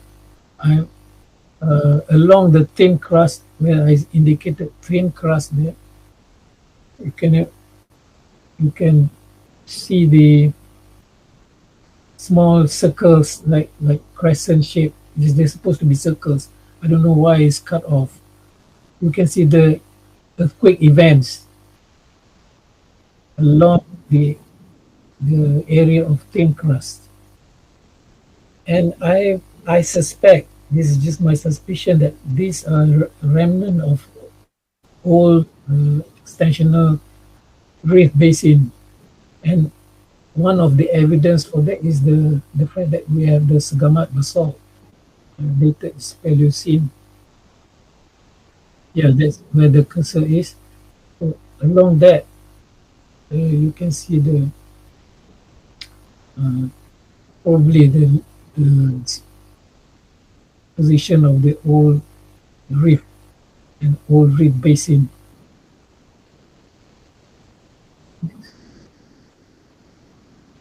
And here is a rendition of topographic data, just to accentuate what I call the Muar Rift Graben here, possible. The Rift Valley along which the Muar River and Batu Pahat River flows from north to south into the state of Malacca.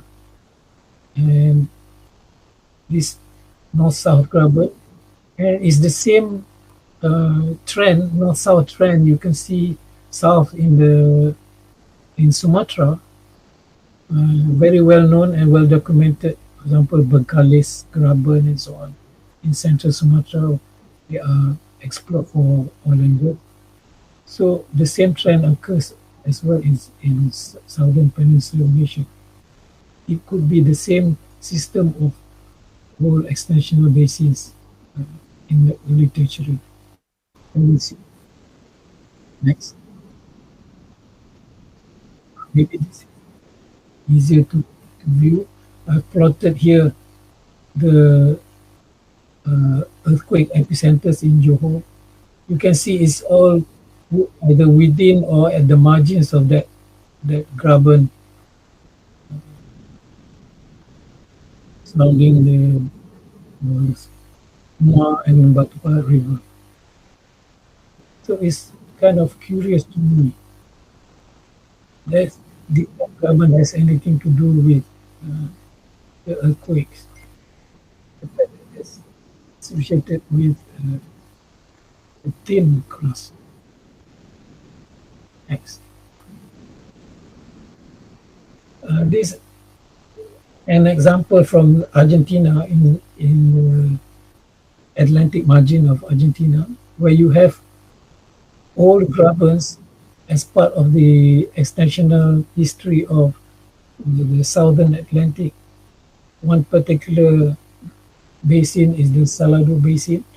You can see on the top left map the red area, and the star represent the earthquake events associated with near the graben, and it was suggested that the earthquakes, because these are within a passive margin and interplate in that sense, they have been interpreted as caused by the stress release due to the crustal thickness variation beneath an old failed reef.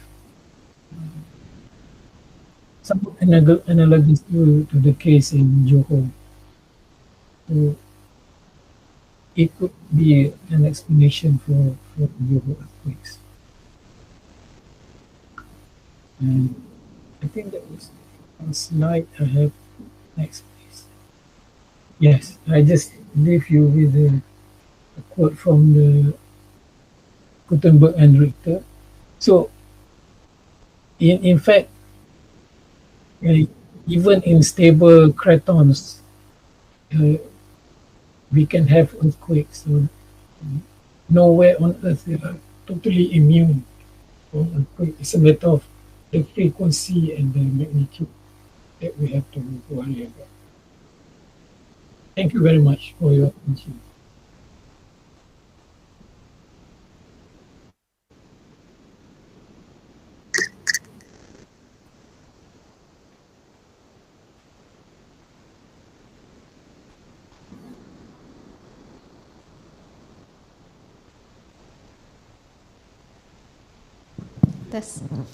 Thank you, Dr. Mazan, for that comprehensive presentation on fault detection. Your discussion has provided us with a deeper understanding of the seismic processes that can occur even in stable continental regions, especially in the context of Segamat earthquake.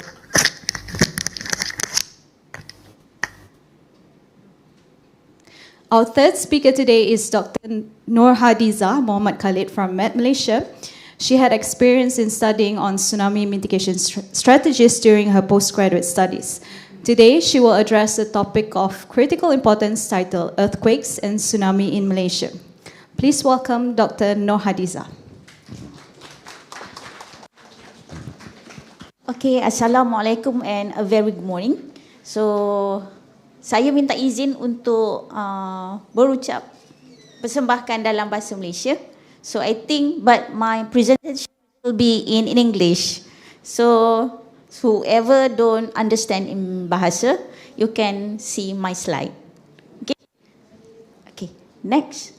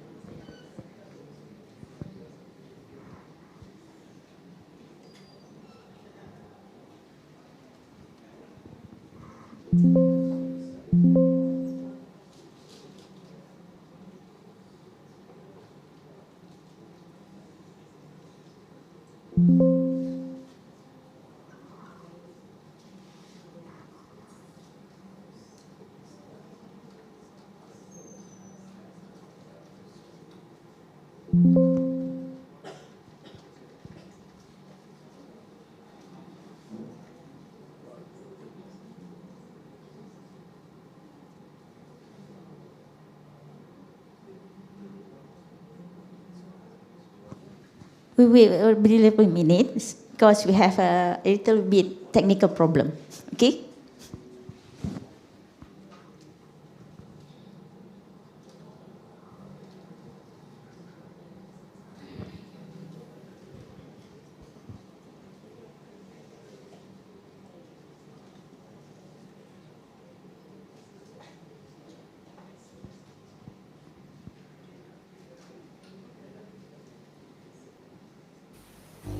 Okay.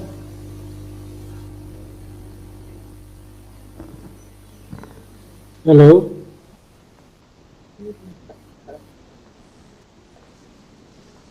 I'm not sure what's happening.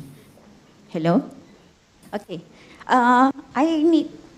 Saya hanya akan menumpukan hanya 3 sahaja.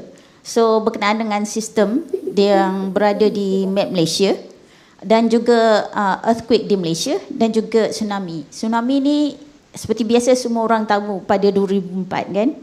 So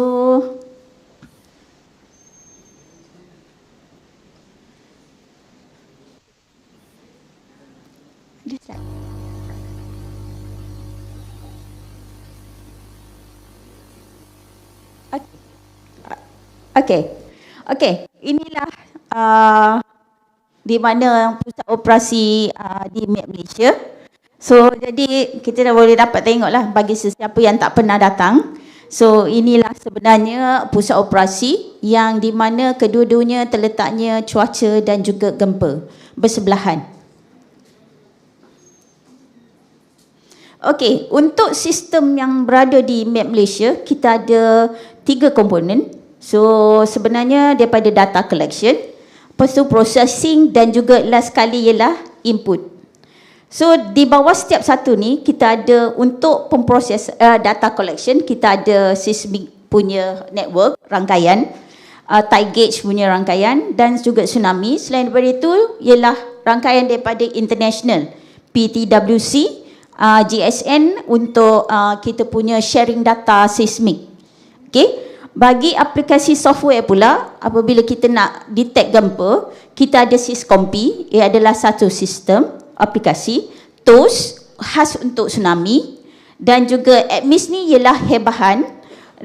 Selain daripada itu, kita ada IDMS dan juga ShakeMap. Ini adalah information yang kita akan keluarkan.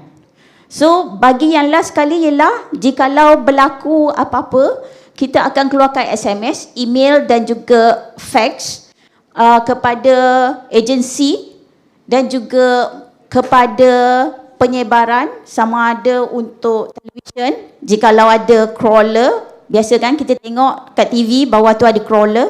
So gempa, kalau ada apa maklumat gempa dekat situ pun akan keluar. So kita tengok, kita pun ada buat siren, testing siren. So jikalau ada di kawasan tertentu, kita akan umumkan kepada polis untuk buat test supaya kita masa betul-betul event tu, siren tu memang berbunyi. Okey, kadang-kadang dia berbunyi tanpa polis, ada juga sebab bukan semua perfect kan, kita manusia. Okey. Selain daripada tu, kita ada juga buat public awareness, campaign-campaign dan juga di dalam social media ataupun di website kita. Okey, yang paling utama di dalam ni ialah earthquake dan tsunami. So siskompi ni ialah alat di mana kita akan share dan juga kumpulkan semua maklumat sismik selain daripada international dan juga lokal. So kita akan detect di mana lokasi gempa tu, dan jikalau gempa tu berada di luar negara dan dia boleh generate tsunami, maksudnya dia boleh menghasilkan tsunami. So jadi kita akan membuat simulasi daripada TOS. Daripada maklumat tu, TOS ni akan buat berapa lama akan sampai ke Malaysia dan berapa tinggi juga dia punya wave tu akan. Ni hanya dalam simulasi. So reality tu kita tak tahu lagi. Kita anggarkan sahaja daripada maklumat sismik yang kita dapat. Okey, maklumat tu semua dia akan masukkan kat dalam TOS automatik, dan TOS ni akan menghasilkan, generatekan maklumat kawasan-kawasan mana yang akan impact tsunami tu. Okey? Okey, ini adalah workflow dia daripada siskompi, sistem detect earthquake, pergi ke TOS tsunami, dan kita akan menghasilkan shake map, dan juga kita akan keluarkan bulletin untuk earthquake, sama ada earthquake tu berapa magnitude, semua maklumatnya, dan termasuk sekali maklumat sama ada tsunami akan berlaku ataupun tidak. Jikalau berlaku, dia akan senaraikan kawasan-kawasan yang terbabit, okey, yang terkena tsunami tu. Dan last sekali kita akan edarkanlah warning kepada agensi bencana. So maklumat ni semua adalah penting, bukan hanya pada public, tapi pada agensi bencana untuk bertindak. Okey, saya rasa tertekan. Okey, ini adalah kawasan untuk kita punya pengeluaran isu gempa. Okey, tapi jikalau luar, ini adalah untuk kawasan di Malaysia sahaja. So surrounding ni yang akan ada seismic activity, so kita akan detect. Walaupun kat luar pun detect juga, tapi dia lambat sikit. Okey, sebab kita share international semua sekali dekat kita punya juga, dan kita share keluar juga seismic punya data. Tetapi bukan semua. Hanya certain station saja kita akan share ke luar negara. So jadi dekat lokal kita, jikalau berlaku di kawasan ini, ini adalah kawasan lokal. So kita akan bagi maklumat. Okey? Okey, ini adalah kawasan, bukan kawasan, ini adalah stesen yang MET dah set up sekarang. So kita ada lebih kurang 80 seismic station seluruh Malaysia. So 44 ialah weak motion dan 36 strong motion. Okey?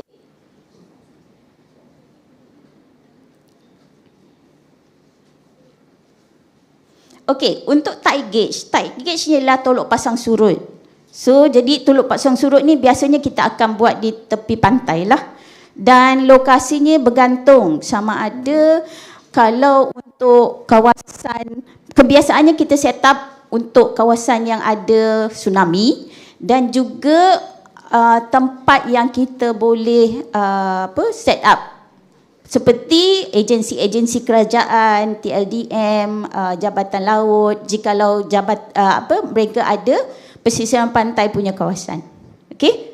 Bukan semua tempat di Malaysia. So kita akan tengok sama ada untuk Sabah, dia ada kawasan sebelah sini, kita takut dia generate daripada Filipina.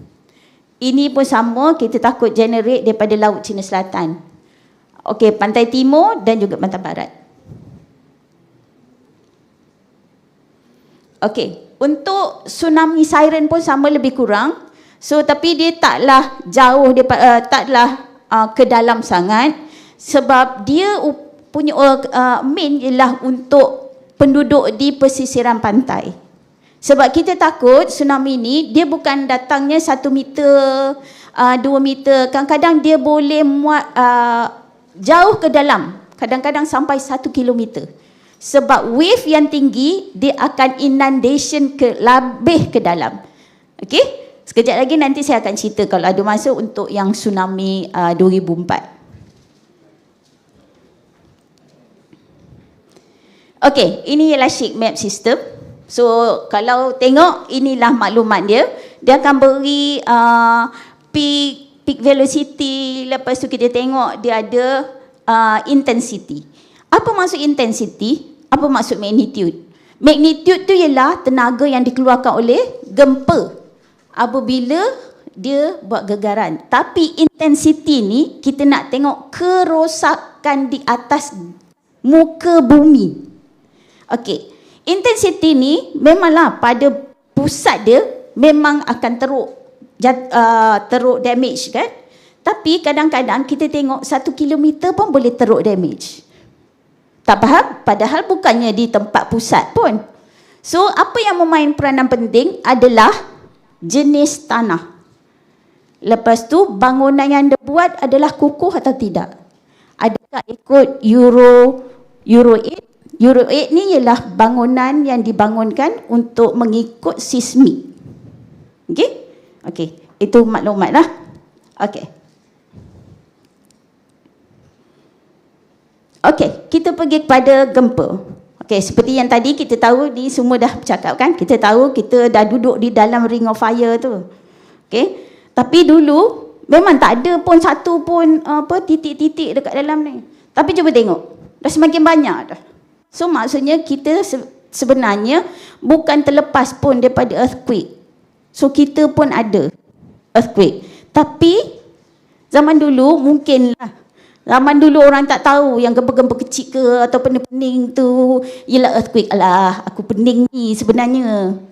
Tapi sebenarnya earthquake sebab zaman dulu kita tak ada apa-apa alat kan. Sekarang alat semakin canggih, kita dah boleh detect walaupun kecil. Okey? Okey. Okey. Kita tengok yang ni pula. Ini ialah local earthquake yang berlaku. Okey? Local earthquake ni dulu kita tak ada. Kita tengok sekarang dah ada Kenyir. Sekarang kat utara pun ada. Lepas tu kejadian di Bukit Tinggi. Lepas tu di Kuala Pilah. Yang tak pernah kita tahu tiba-tiba Kuala Pilah pun ada. Okey? Kita tengok Sarawak yang panjang ni pun dah ada dah. Jangan cakap Sabah lah. Sabah kita tahu kita ada Gunung Kinabalu kan. Okey. Okey, kita tengok. Okey, Sabah lagi banyak. Okey? Kita tengok dia pun lagi banyak fault dia. Lagi canggih. Ni memang sukar nak cakap. Kita buat fault dekat Malaysia, dekat Semenanjung, dia clear. Yang ni berserabut. So jadi kita tengoklah sendiri. Saya rasa Jabatan Geologi memang yang expert lah tentang ni kan. Okey, kita tengok yang latest one. Okey, di Johor. Okey? Kita tak sangka pun sebenarnya dekat Johor, tapi pada tahun 1922 seperti presentation Dr. Harry, kat Johor dah ada. Saya sendiri orang Muar, saya pun tak tahu yang gempa pernah ada. Okey, mungkin zaman dululah sebelum saya dilahirkan dah ada. Tapi sempat diam je, lepas tu trigger balik semula. Okey? Yang baru-baru ni dekat dengan Muar ni sebenarnya. Segamat tak jauh je dengan Muar. So, pada selepas event tu, saya adalah ke kawasan ni untuk nak tengok laporan-laporan lah. Kita nak tengok dekat mana sebenarnya. Memang betul dekat kawasan tu, alhamdulillah tak ada penduduk sebenarnya sangat. Tapi yang efek dia adalah dekat Jementah. Jementah ke? Tak silap saya lah. Efek dia yang paling kuat. Padahal jauh adalah lebih kurang dalam 10 kilometer macam tu lah. Tapi penduduk dia punya rekahan teruk daripada yang dekat. So, jadi sebenarnya dekat sini kita boleh buat kesimpulan tak semestinya pada pusat sahaja yang teruk. Sebab wave tu travel. Okay? Gempa adalah wave. So energy dia akan bergerak ke semua tempat. So jadi apabila tiba di tanah yang lembut, dia akan trap dekat situ dan dia akan to and fro lama dekat tanah yang lembut. So tu sebenarnya di mana dekat tempat tu dia punya kerosakan teruk. Selain daripada pusat tu sendiri. Okey? Ni yang apa yang saya nampak lah. Okey, kita pergi pada tsunami impact. Okey, kita tahu tsunami generate oleh gempa. Itu satu. Kedua, landslide. So kita tak pernah ada landslide kan? So jadi sebenarnya landslide pun boleh generate gempa sebenarnya. Jikalau laut itu adalah terlalu dalam dan amount tanah yang turun adalah besar. So dia akan boleh generate tsunami. So kita tengok kat sini, kawasan Indian Ocean. So dulu kita tak tahu tahun 2004 ni ramai yang pergi sebab kita tahu yang air dia dah susut. Apabila air susut, air ikan pun ada kan. Semua, siapa yang tak nak ikan free? Apa yang free memang semua orang berebut. So jadi masa tu tak ada orang yang tahu yang itu adalah tsunami. Tapi tsunami bukan semua tempat akan susut. Ada yang akan naik. Bergantung pada macam mana berlakunya gempa tu. So jadi pada tahun 2004 ni kita tahu bahagian kita akan turun ke bawah dan bahagian sebelah timur India akan naik. Tu sebablah tsunami wave tu akan melanda terus naik. Dia tak susut, dia hanya susut dekat kita sahaja. Okey?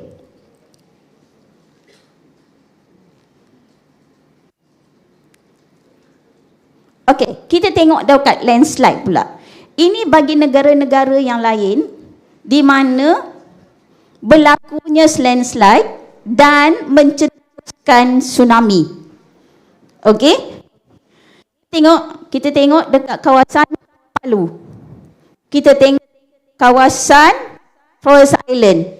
Ini semua adalah yang berlaku disebabkan landslide. Especially dekat Lituya Bay ni. Lituya Bay ni famous pada dulu, di mana zaman dulu dia orang tak tahu yang landslide ni boleh hasilkan tsunami. So jadi dekat Lituya, biasa dekat Bay ni kawasan-kawasan yang peranginan. So orang dekat sini ramai yang efek. Okey?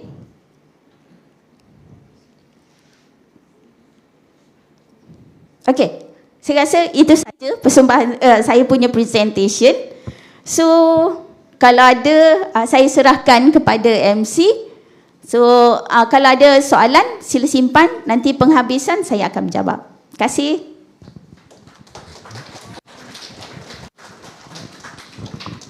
Thank you, Dr. Nohadiza, for giving some insights on the state of our region in terms of seismic activities and also the facilities available in Met Malaysia in monitoring and forecasting tsunami and seismic hazard in our region.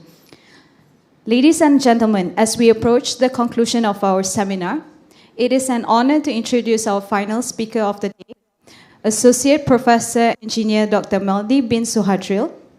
Dr. Meldi is a respected authority in civil engineering and disaster risk management. His talk is titled Seismic Hazard Assessment for Earthquake-Resistant Design of Buildings and Infrastructures in Malaysia. Let's give a warm welcome to Dr. Meldi.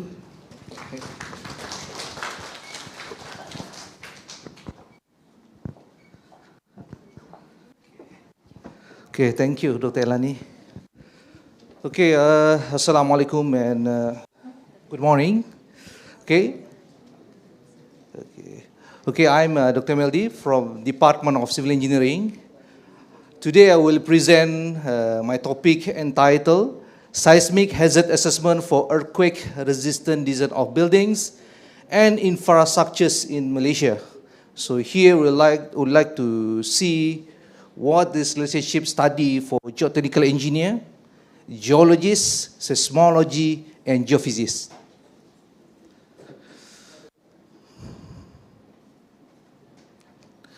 Okay, this is the outline of my presentation. First, introduction about what is seismic hazard assessment. And then we talk about historical seismicity and local regional tectonic setting.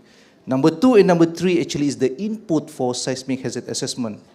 And the last is the application of seismic hazard assessment for building and infrastructures.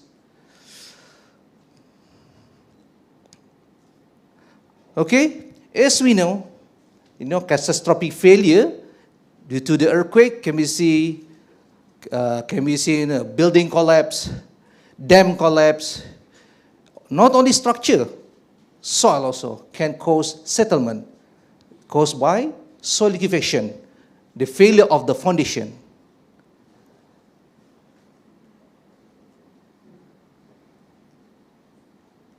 Okay, that's why engineering buildings and civil structure must be prepared to receive earthquake force in terms of ground acceleration.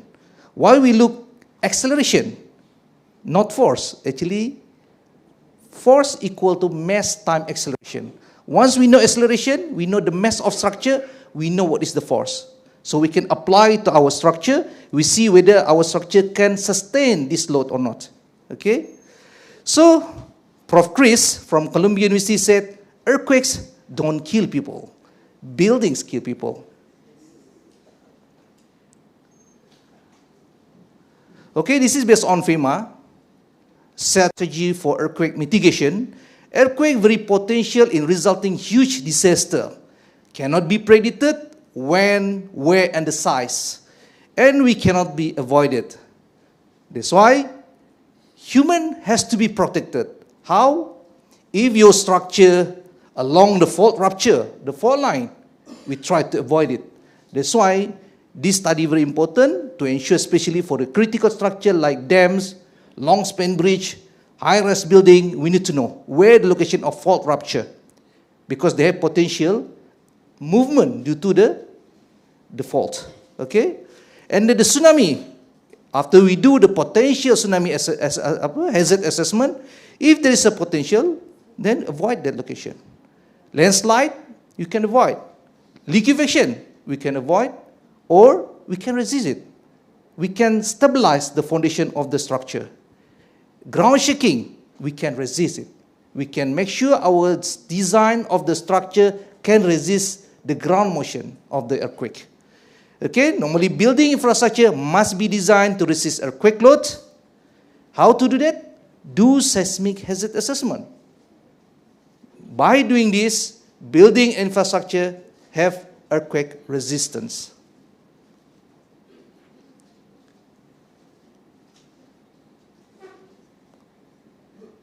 Okay, so seismic hazard assessment used normally based on McGuire, they said seismic hazard assessment using probabilistic approach is the first step that should be done by the engineers or researchers in mitigation of earthquake risk.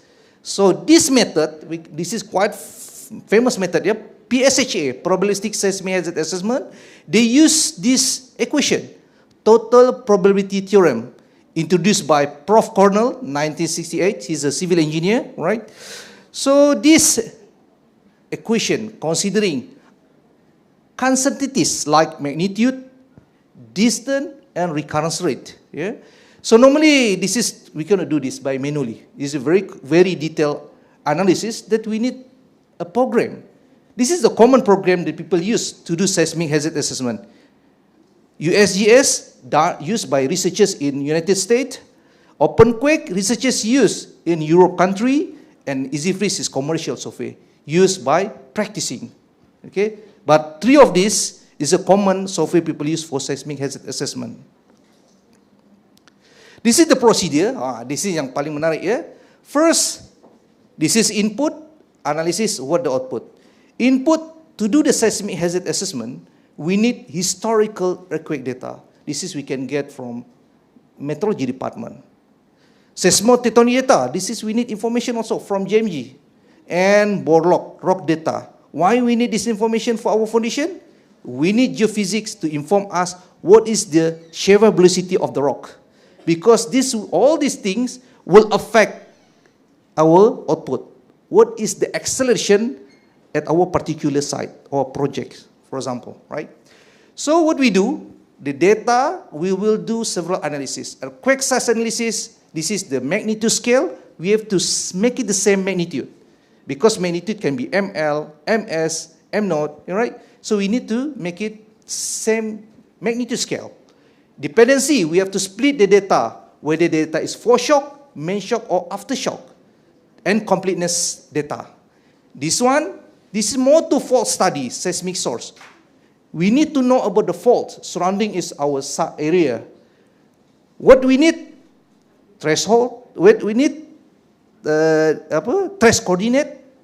We need the slip rate. We need what is the possible maximum earthquake can occur along the fault line. We need all this information for our analysis. Then we can do the seismic hazard assessment. Then all these things need by engineer to design the structure. Any structure can be building, bridges, dams, and extra. Okay. This is the uncertainties that we consider. We call it logic tree. Okay, so how we do data collection? First, we need seismologists. We need to collect data from seismologists, especially from several sources. Normally, we take from USGS Geological Survey, NEIC USGS. We take from UK International Seismological Center, and some data we get from Met Malaysia. And all this data we compile, we call it earthquake catalog, and this data available since 1900 to 2025, about more than 20,000 earthquake data in this area. The next is tectonic setting. Tectonic setting, we try to identify what is the active fault that we can consider in our analysis.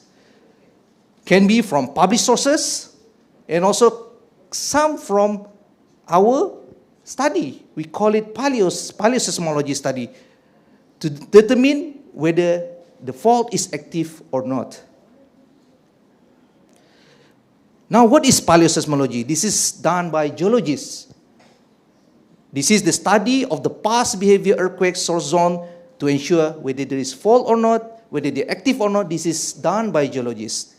So what engineer need from geologists? We need fault location and geometry. Where the location of the fault? We need this information.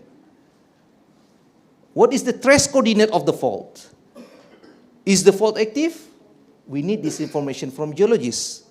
Slip rate. What is slip rate? Slip rate is the movement, millimeter per year. 20 mm per year, 30 mm per year, this is slip rate.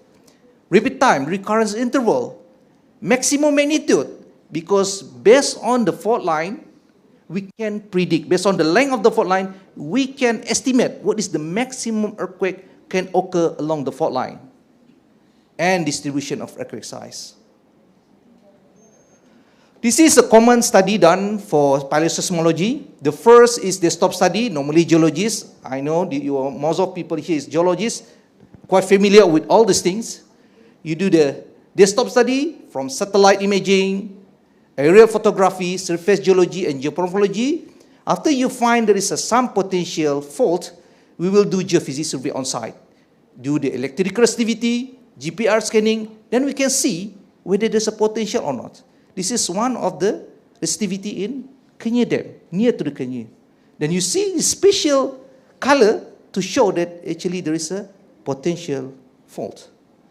Then how to confirm it? We do trenching work. We go to the site, we trench, we get the sample, we send for carbon dating to determine the age of the sample. From the age, we can determine whether the fault is active or not. And after that, we can do monitoring work.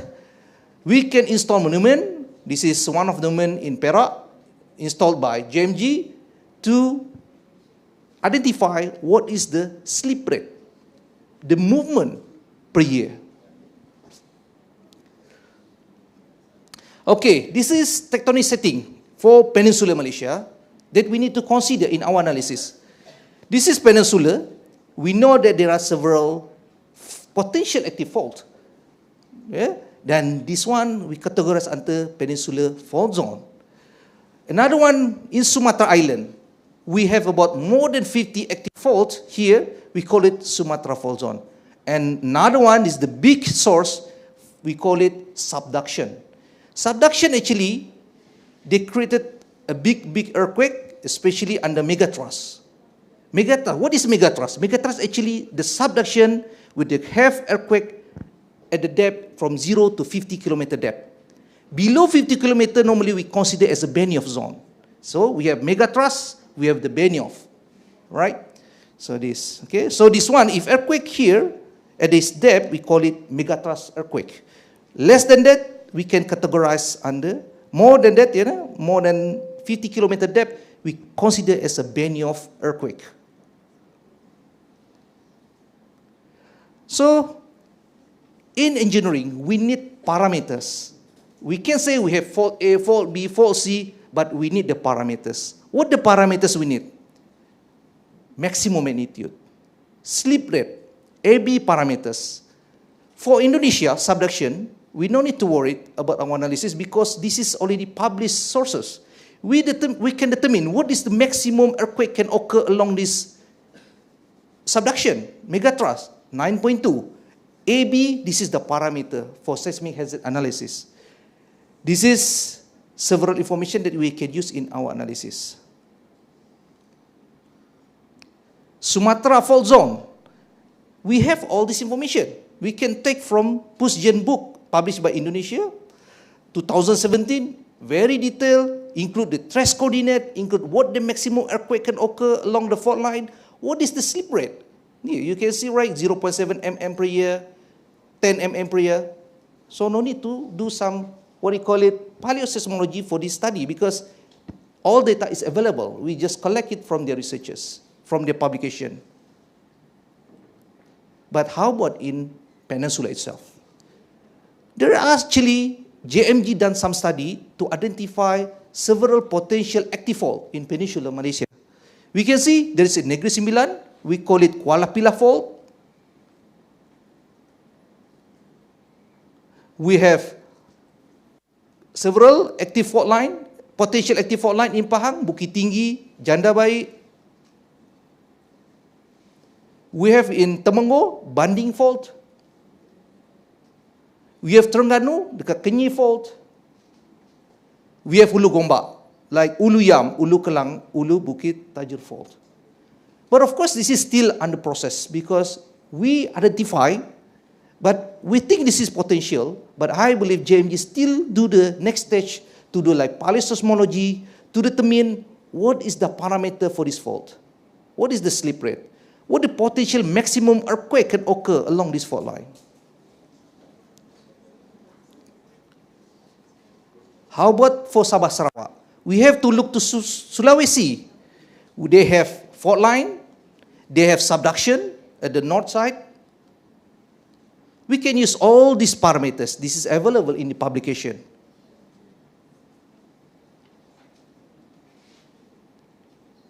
This is for Philippines. Also, they have the publication that we can adopt all information from their fault that maybe affect Sabah area. Kalimantan, they already have this information that we need for our analysis. And even for local, JMG have done some study to determine the potential active fault in Sarawak. There's a 3 possible potential active fault, Tubau, Bukit Mersik and Lupar. And in Sabah, we have Perancangan, Kudat, Pitas, Antila, ke Tingkayu. About 14 potential active faults in Sabah.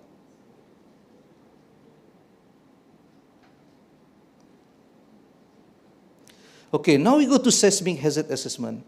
Actually, there are 2 methods to get what is the acceleration at the ground side. This is our structure, the 2 methods, but the common method people use is probabilistic approach. So, the earthquake occur, this is the earthquake magnitude that we record, we know the fault, we know the attenuation function, we do the PSHA, we can get what is the possible PGA, what is the possible ground motion at the bedrock. if we proceed to do the site response analysis, considering the soil, considering shear wave of soil by doing seismic downhole or MSW, we find the shear wave velocity and we get ground motion. This is what Doctor mentioned just now for why there is a one area have a big effect compared to another area, because there is amplification effect of the soil. If they have soft soil, the application can be 2 times or 3 times from the bedrock ground motion. What is probabilistic approach? They provide you with ground motion. You provide you with this curve. We call it spectra. Why we have different value? This is we call it return period. Okay, agreed by an earthquake engineer, geologists, right? They have determined for the building we have to design must resist earthquake under 500 years certain period. Offshore structure under 1,000 years certain period, dam 10,000 years certain period, and nuclear power plant 100,000 years return period.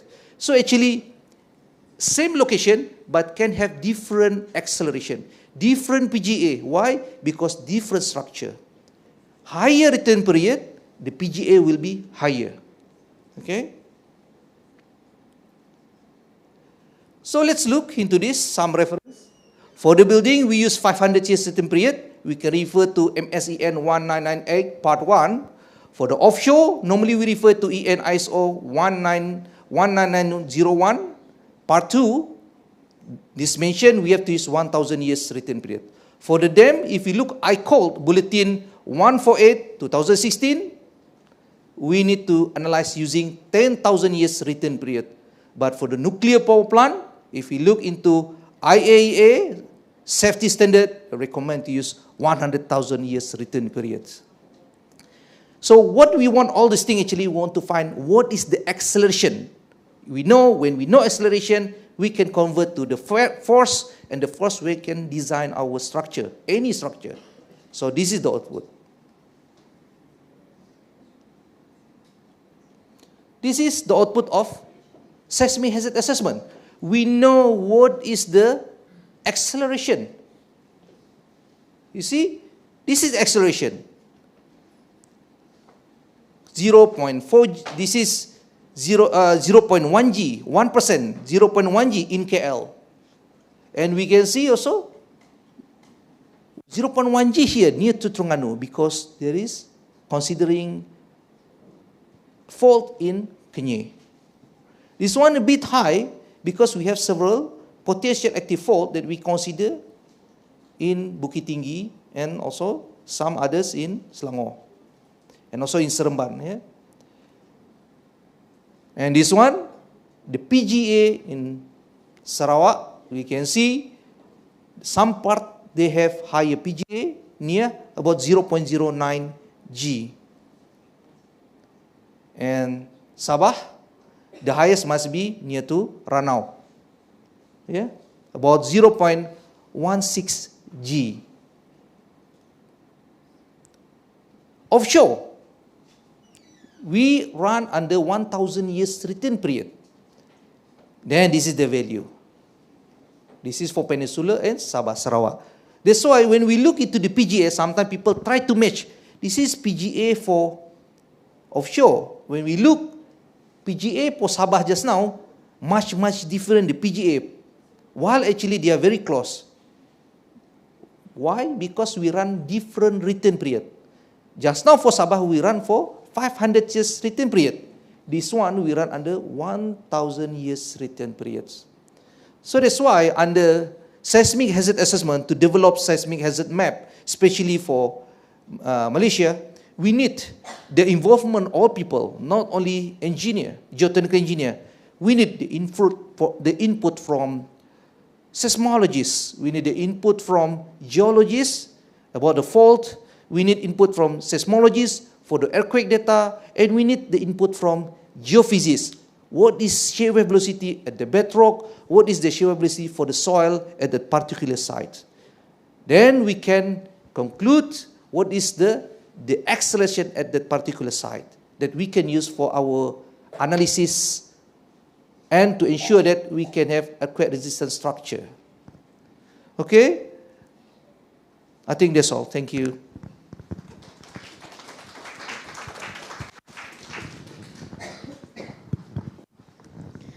Thank you, Dr. Meldi, for that insightful presentation on the importance of seismic hazard assessment in building infrastructure that can withstand the challenges posed by earthquakes. We will now move into our seminar discussion session, offering a wonderful opportunity for you to engage with our esteemed panel of speakers. So we invite all speakers to take their seats in the chairs provided at the front. Silakan, presenter.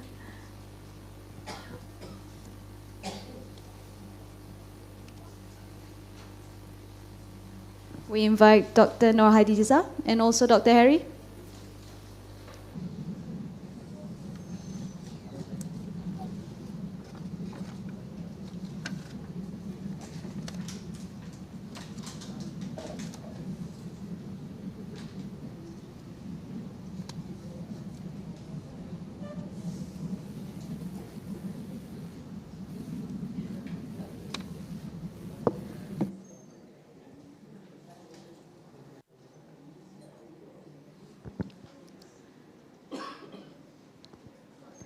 Maybe we can start our session first. So we have approximately 20 minutes allocated for this session. So if any of you would like to ask a question, please raise your hand.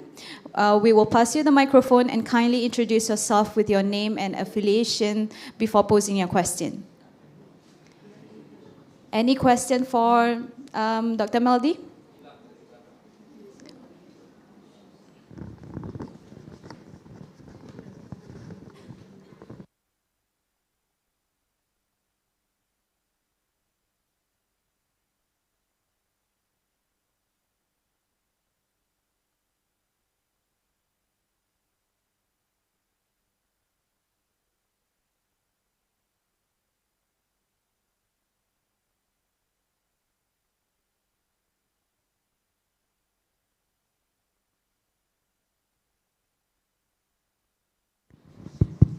Bismillahirrahmanirrahim. Assalamualaikum dan selamat pagi. Nama saya Fadli daripada JAT Group Sdn Bhd.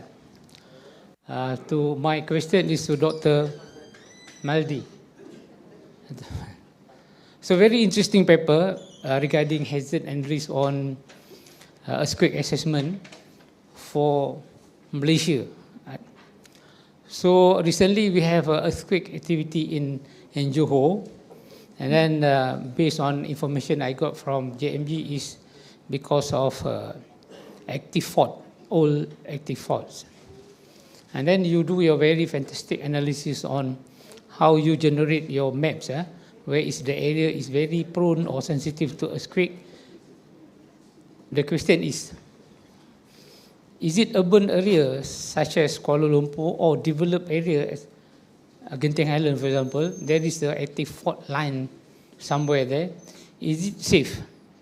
Is it safe? Safe for the existing building or for the new development? Any recommendation can be proposed to the government?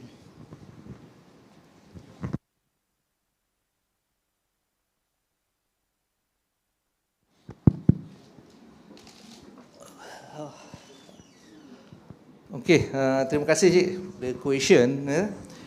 Okay, for your information, actually we have MSEN 1998 to consider the earthquake for designing the structure, right? But for information, this is actually a normal building. If you think the building is very important building, like the dam structure or tall building, right? Normally, people will carry out seismic hazard assessment specifically for that site, not use the code, because the code is the general, the simplified method. For the two-story, it's okay, you can use the code. But when you talk about tall building, when we talk about important structure like the dam, long span bridge, then we need to do such specific.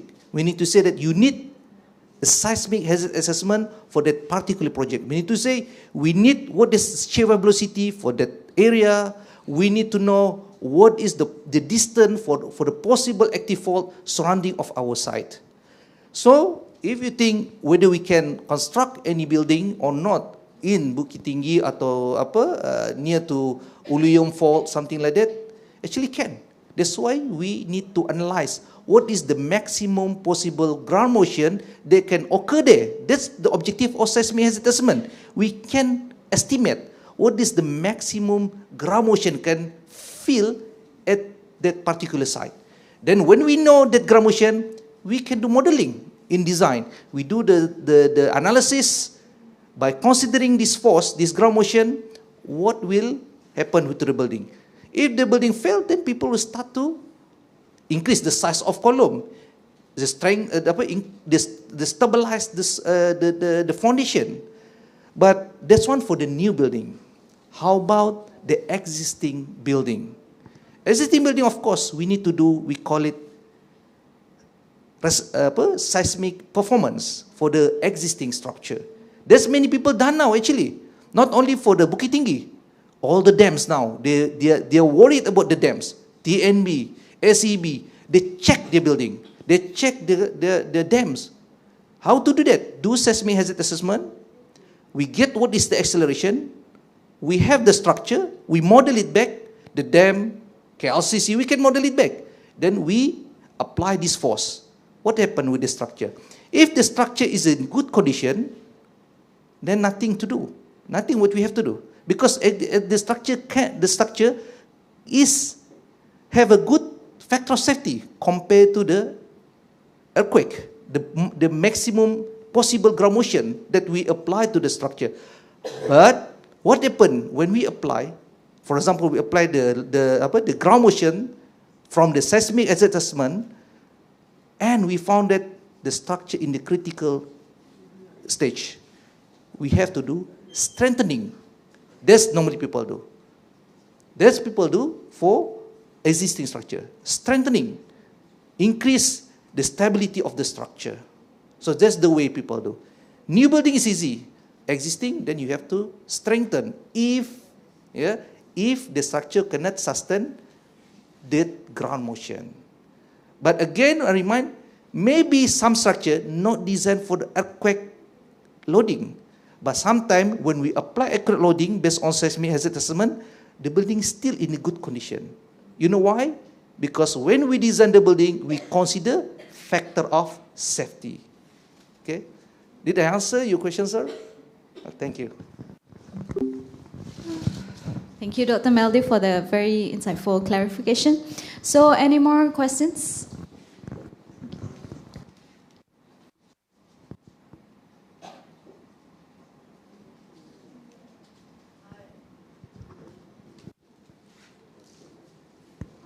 Hello, I'm Chinglet from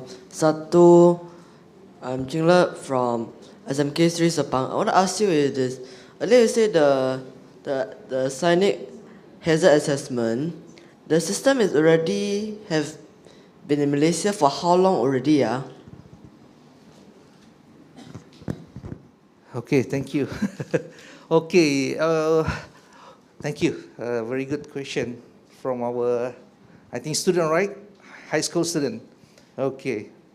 Okay, seismic hazard assessment actually already, if we said for the national, actually in 2017 when we published MSEN 1998 for the building. But actually, before that, some people already consider this as a, what do you call it, as a specific project. Yeah? For example, I cannot mention the name. The dam is before 2017, before 2010, but they already consider seismic hazard assessment. They do analysis, they consider fault line in Peninsula, they consider fault line from the regional, Sumatra, then they check what is the ground motion. Then they design the structure to ensure that they can resist this ground motion. Yeah? Like Second Penang Bridge, they already consider earthquake loading. Right? And actually some other structure, actually, they already consider earthquake loading, but not through seismic hazard assessment. They just like is coefficient. They just consider, okay, never mind, consider 0.1G. Like the dam.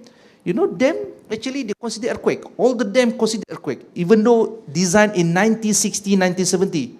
But they consider the minimum criteria, 0.1G. Without any analysis, without any seismic hazard assessment, they take 0.1G as a minimum criteria mentioned in ICOLT bulletin. ICOLT is International Committee on Large Dam. Yeah? Okay?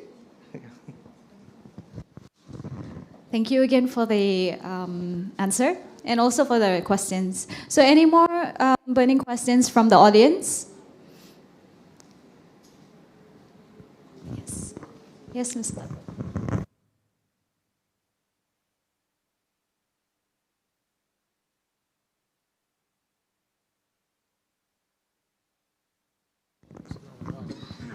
A quick question, yes and no. Yes or no question for Dr. Harry.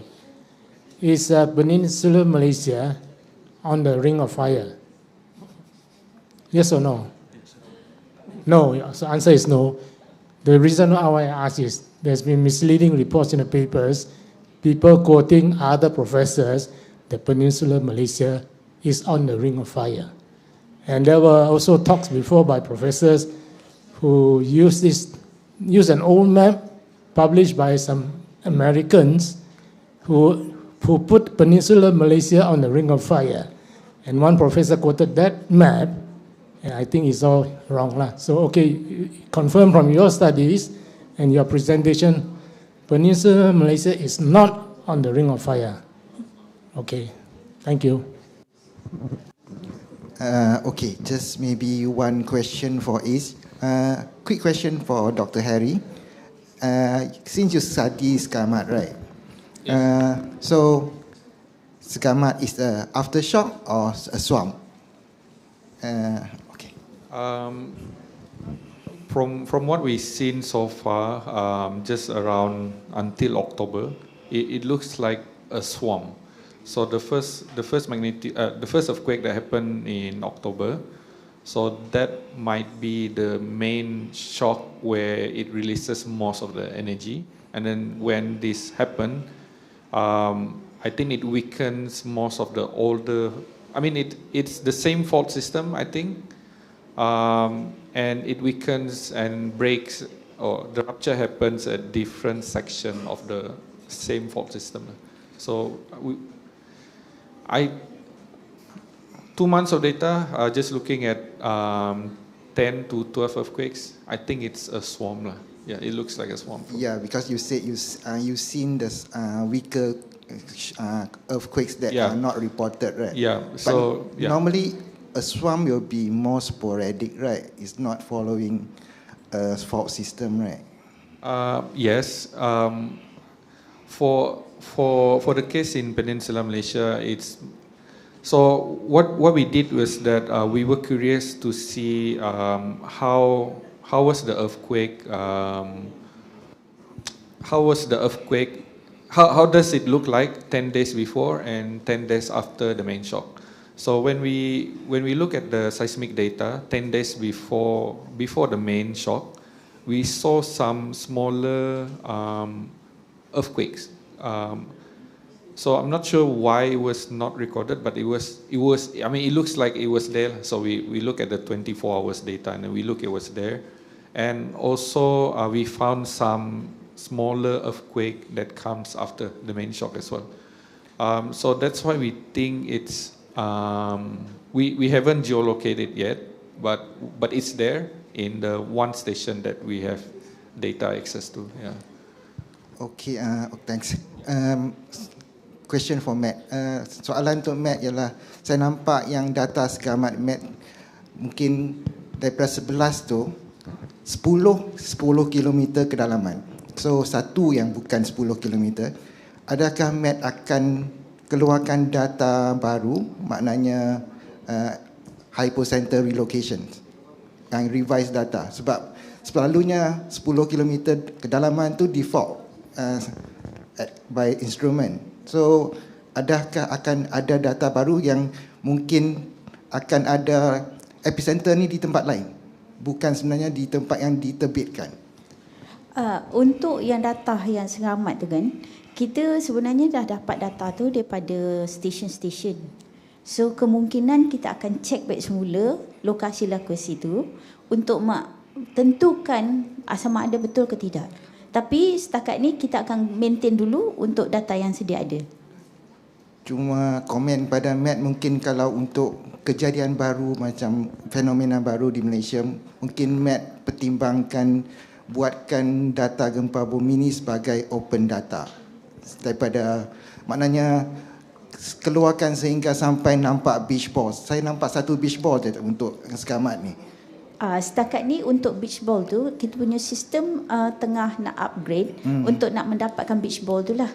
So selama ni kita tak ada beach ball sebenarnya. Selama ni kita hanya detect kawasan sahaja, kedalaman apa semua. So sistem yang baru ni kita akan keluarkan dengan beach ball sekali. Ya. Terima kasih. Saya nampak English ya.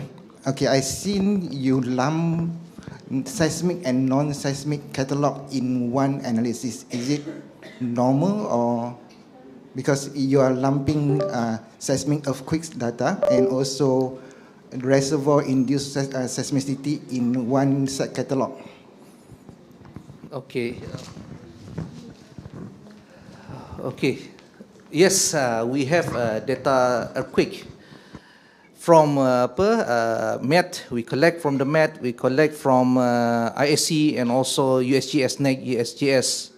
All for the seismic hazard assessment, we can consider all the earthquake because we are interested in the effect, the ground motion, the wave, the ground motion, right? So in earthquake catalog, we compile it. But of course, when I mentioned just now about 20,000 earthquake data, it's already covering foreshock, aftershock, and main shock. But in analysis, we to split it by using the determinacy analysis to split this main shock. Only main shock we will consider in our analysis. Normally, main shock about 30%, something like that, not many.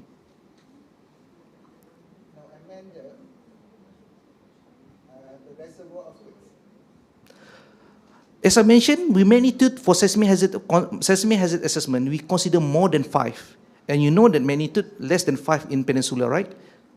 Then we not consider it. It is a common. In seismic hazard assessment, when we look at USGS, when they produce the map, they consider only maximum more than 5. No, I meant the reservoir are non-seismic earthquakes. Yep. You're right. This is we call it reservoir trigger earthquake. Reservoir trigger earthquake. RTE. Yeah? Okay. That's all? Okay, thank you. Thank you for the questions, Dr. Lim. I think we can manage about 2 or 3 more questions from the audience, or even you can ask to Dr. Mazlan, which is online right now.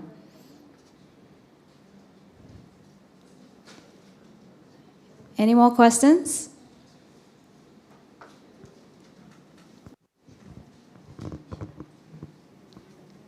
Yes, one more.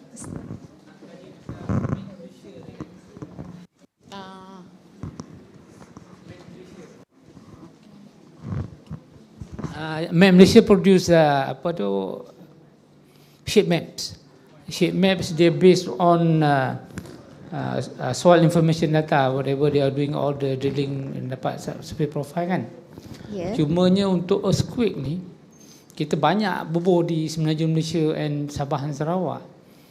Kriteria you nak bubuh sensor tu, apa kriteria location tu bila kita nak pasang sensor dekat tapak? So dia bergantung pada instrumen yang kita akan set up. So instrumen tu biasanya kita akan buat bukan lebih kurang.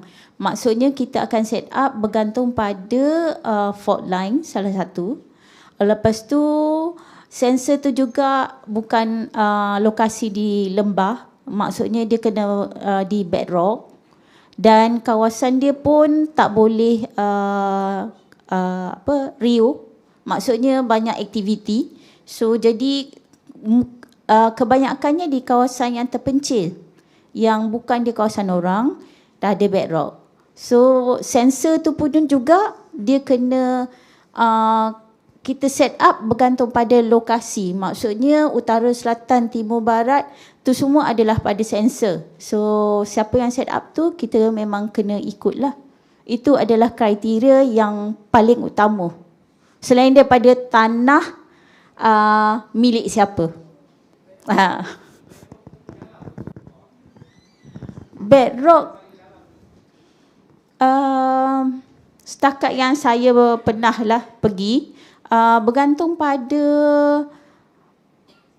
kita tengok juga bedrock tu kadang-kadang kawasan dia, batu dia hanya di atas permukaan, tapi dekat dalam tu kita tak tahu sampai ke dalam berapa banyak. So kita tengok kawasan di situ sebenarnya sama ada di kawasan tu ialah kawasan bukan di tanah pamah. Maksudnya di kawasan high hills lah ataupun sunyi. Tapi kita tak pernah buat station tu korek ke dalam macam negara-negara lain lah. Sebab ada negara yang dia korek ke dalam tanah berapa meter ke dalam dan dia letak station. Ada juga. Ada, bergantung pada negara itu sendiri. Macam di Arab, dia tak buat di atas. Dia memang gali ke bawah dalam lebih kurang berapa meter. So dia tengok surrounding, dia akan tutup di atas. Tetapi memang kawasan tu ialah kena kawasan yang sunyi. Dia tak boleh banyak aktiviti. Jenis batuan pun kebanyakannya kita tak adalah nak buat yang jenis-jenis batuan. Yang penting ialah ada bedrock. Lepas tu lokasinya tak ada banyak aktiviti. Sebab dia alat ni adalah sensitif. Sensitif kepada pergerakan hentakan. So walaupun hentak yang kecil pun dia akan boleh nak detect. So kadang-kadang itu pun akan memain peranan untuk nak detect gempa. Sebab walaupun itu adalah noise, kadang-kadang tu adalah bukan noise. So bukan senang nak detect gempa tengok daripada chart. Siapa yang mahir dan dilatih, dia akan tahu.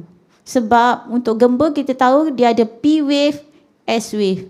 P wave tu kadang-kadang lebih kurang je dengan noise. Okey. Tuan menjawab ke? Saya punya jawapan? Okey.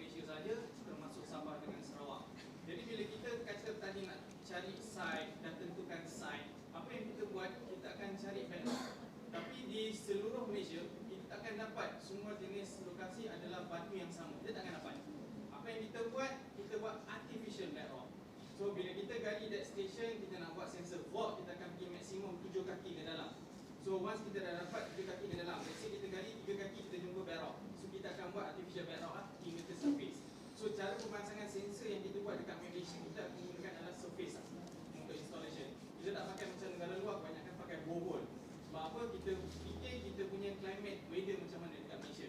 Sebab kita bimbang, bila kita pasang borehole, hujan lebat, banjir. So sensor kita walaupun ada IP68, IP67, masih lagi data tu masih tak dapat yang accurate dah bila berlaku gempa bumi.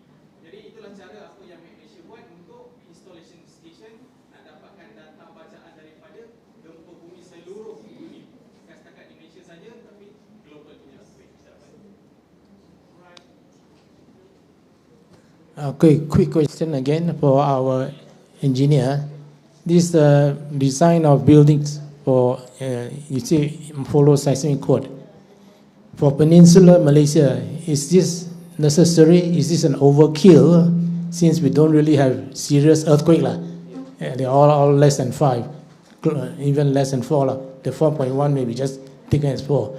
So there's no real significant earthquakes to demand that you must design tall buildings following the seismic code. Or is it because maybe engineers want to have extra jobs, introduce more things to do? Because one effect, of course, is the buildings, the price will all go up. You do extra work means you got to pay more, right?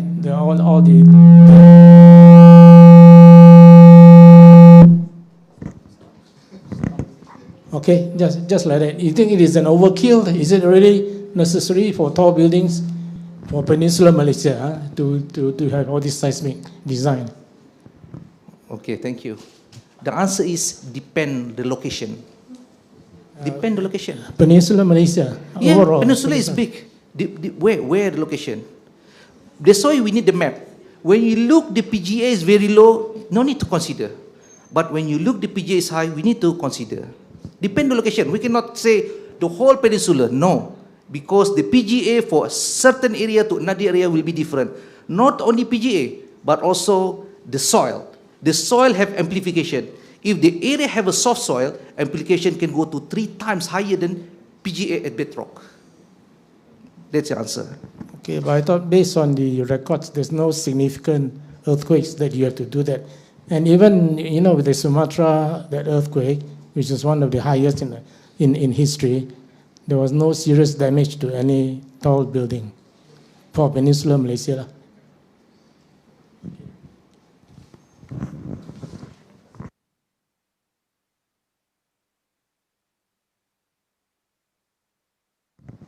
Right, thank you. Any more questions to the presenters? If not, we will wrap up our sessions. So thank you, ladies and gentlemen, for your insightful questions, and a heartfelt thanks to our speakers for their insightful responses. Regrettably, we have reached the end of our Q&A session, but we appreciate your engagement. So as a token of our immense gratitude for sharing their time and expertise, we would like to present a small gift of appreciation to our speakers. May I invite Puan Khazainani binti Saleh to come forward to present the mementos.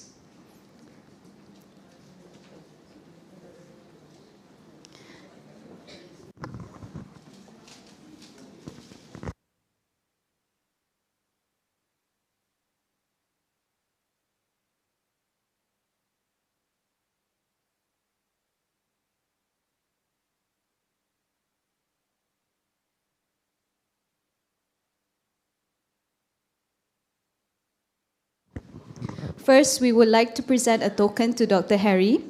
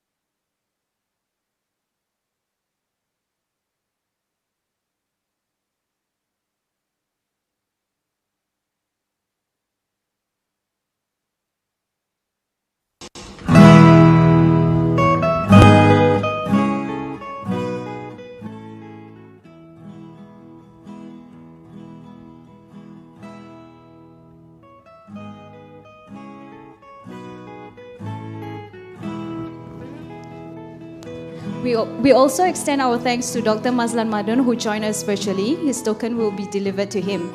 Next, we invite Dr. Nur Hadiza Muhammad Khalid to the stage.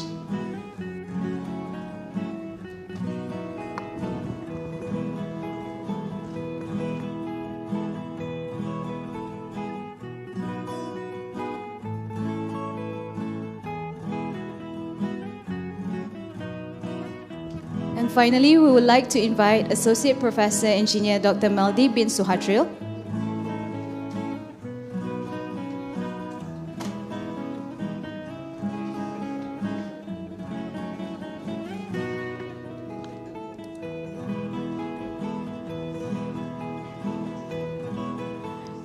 Thank you to our wonderful lineup of presenters. Let's give one more round of applause for our brilliant speakers.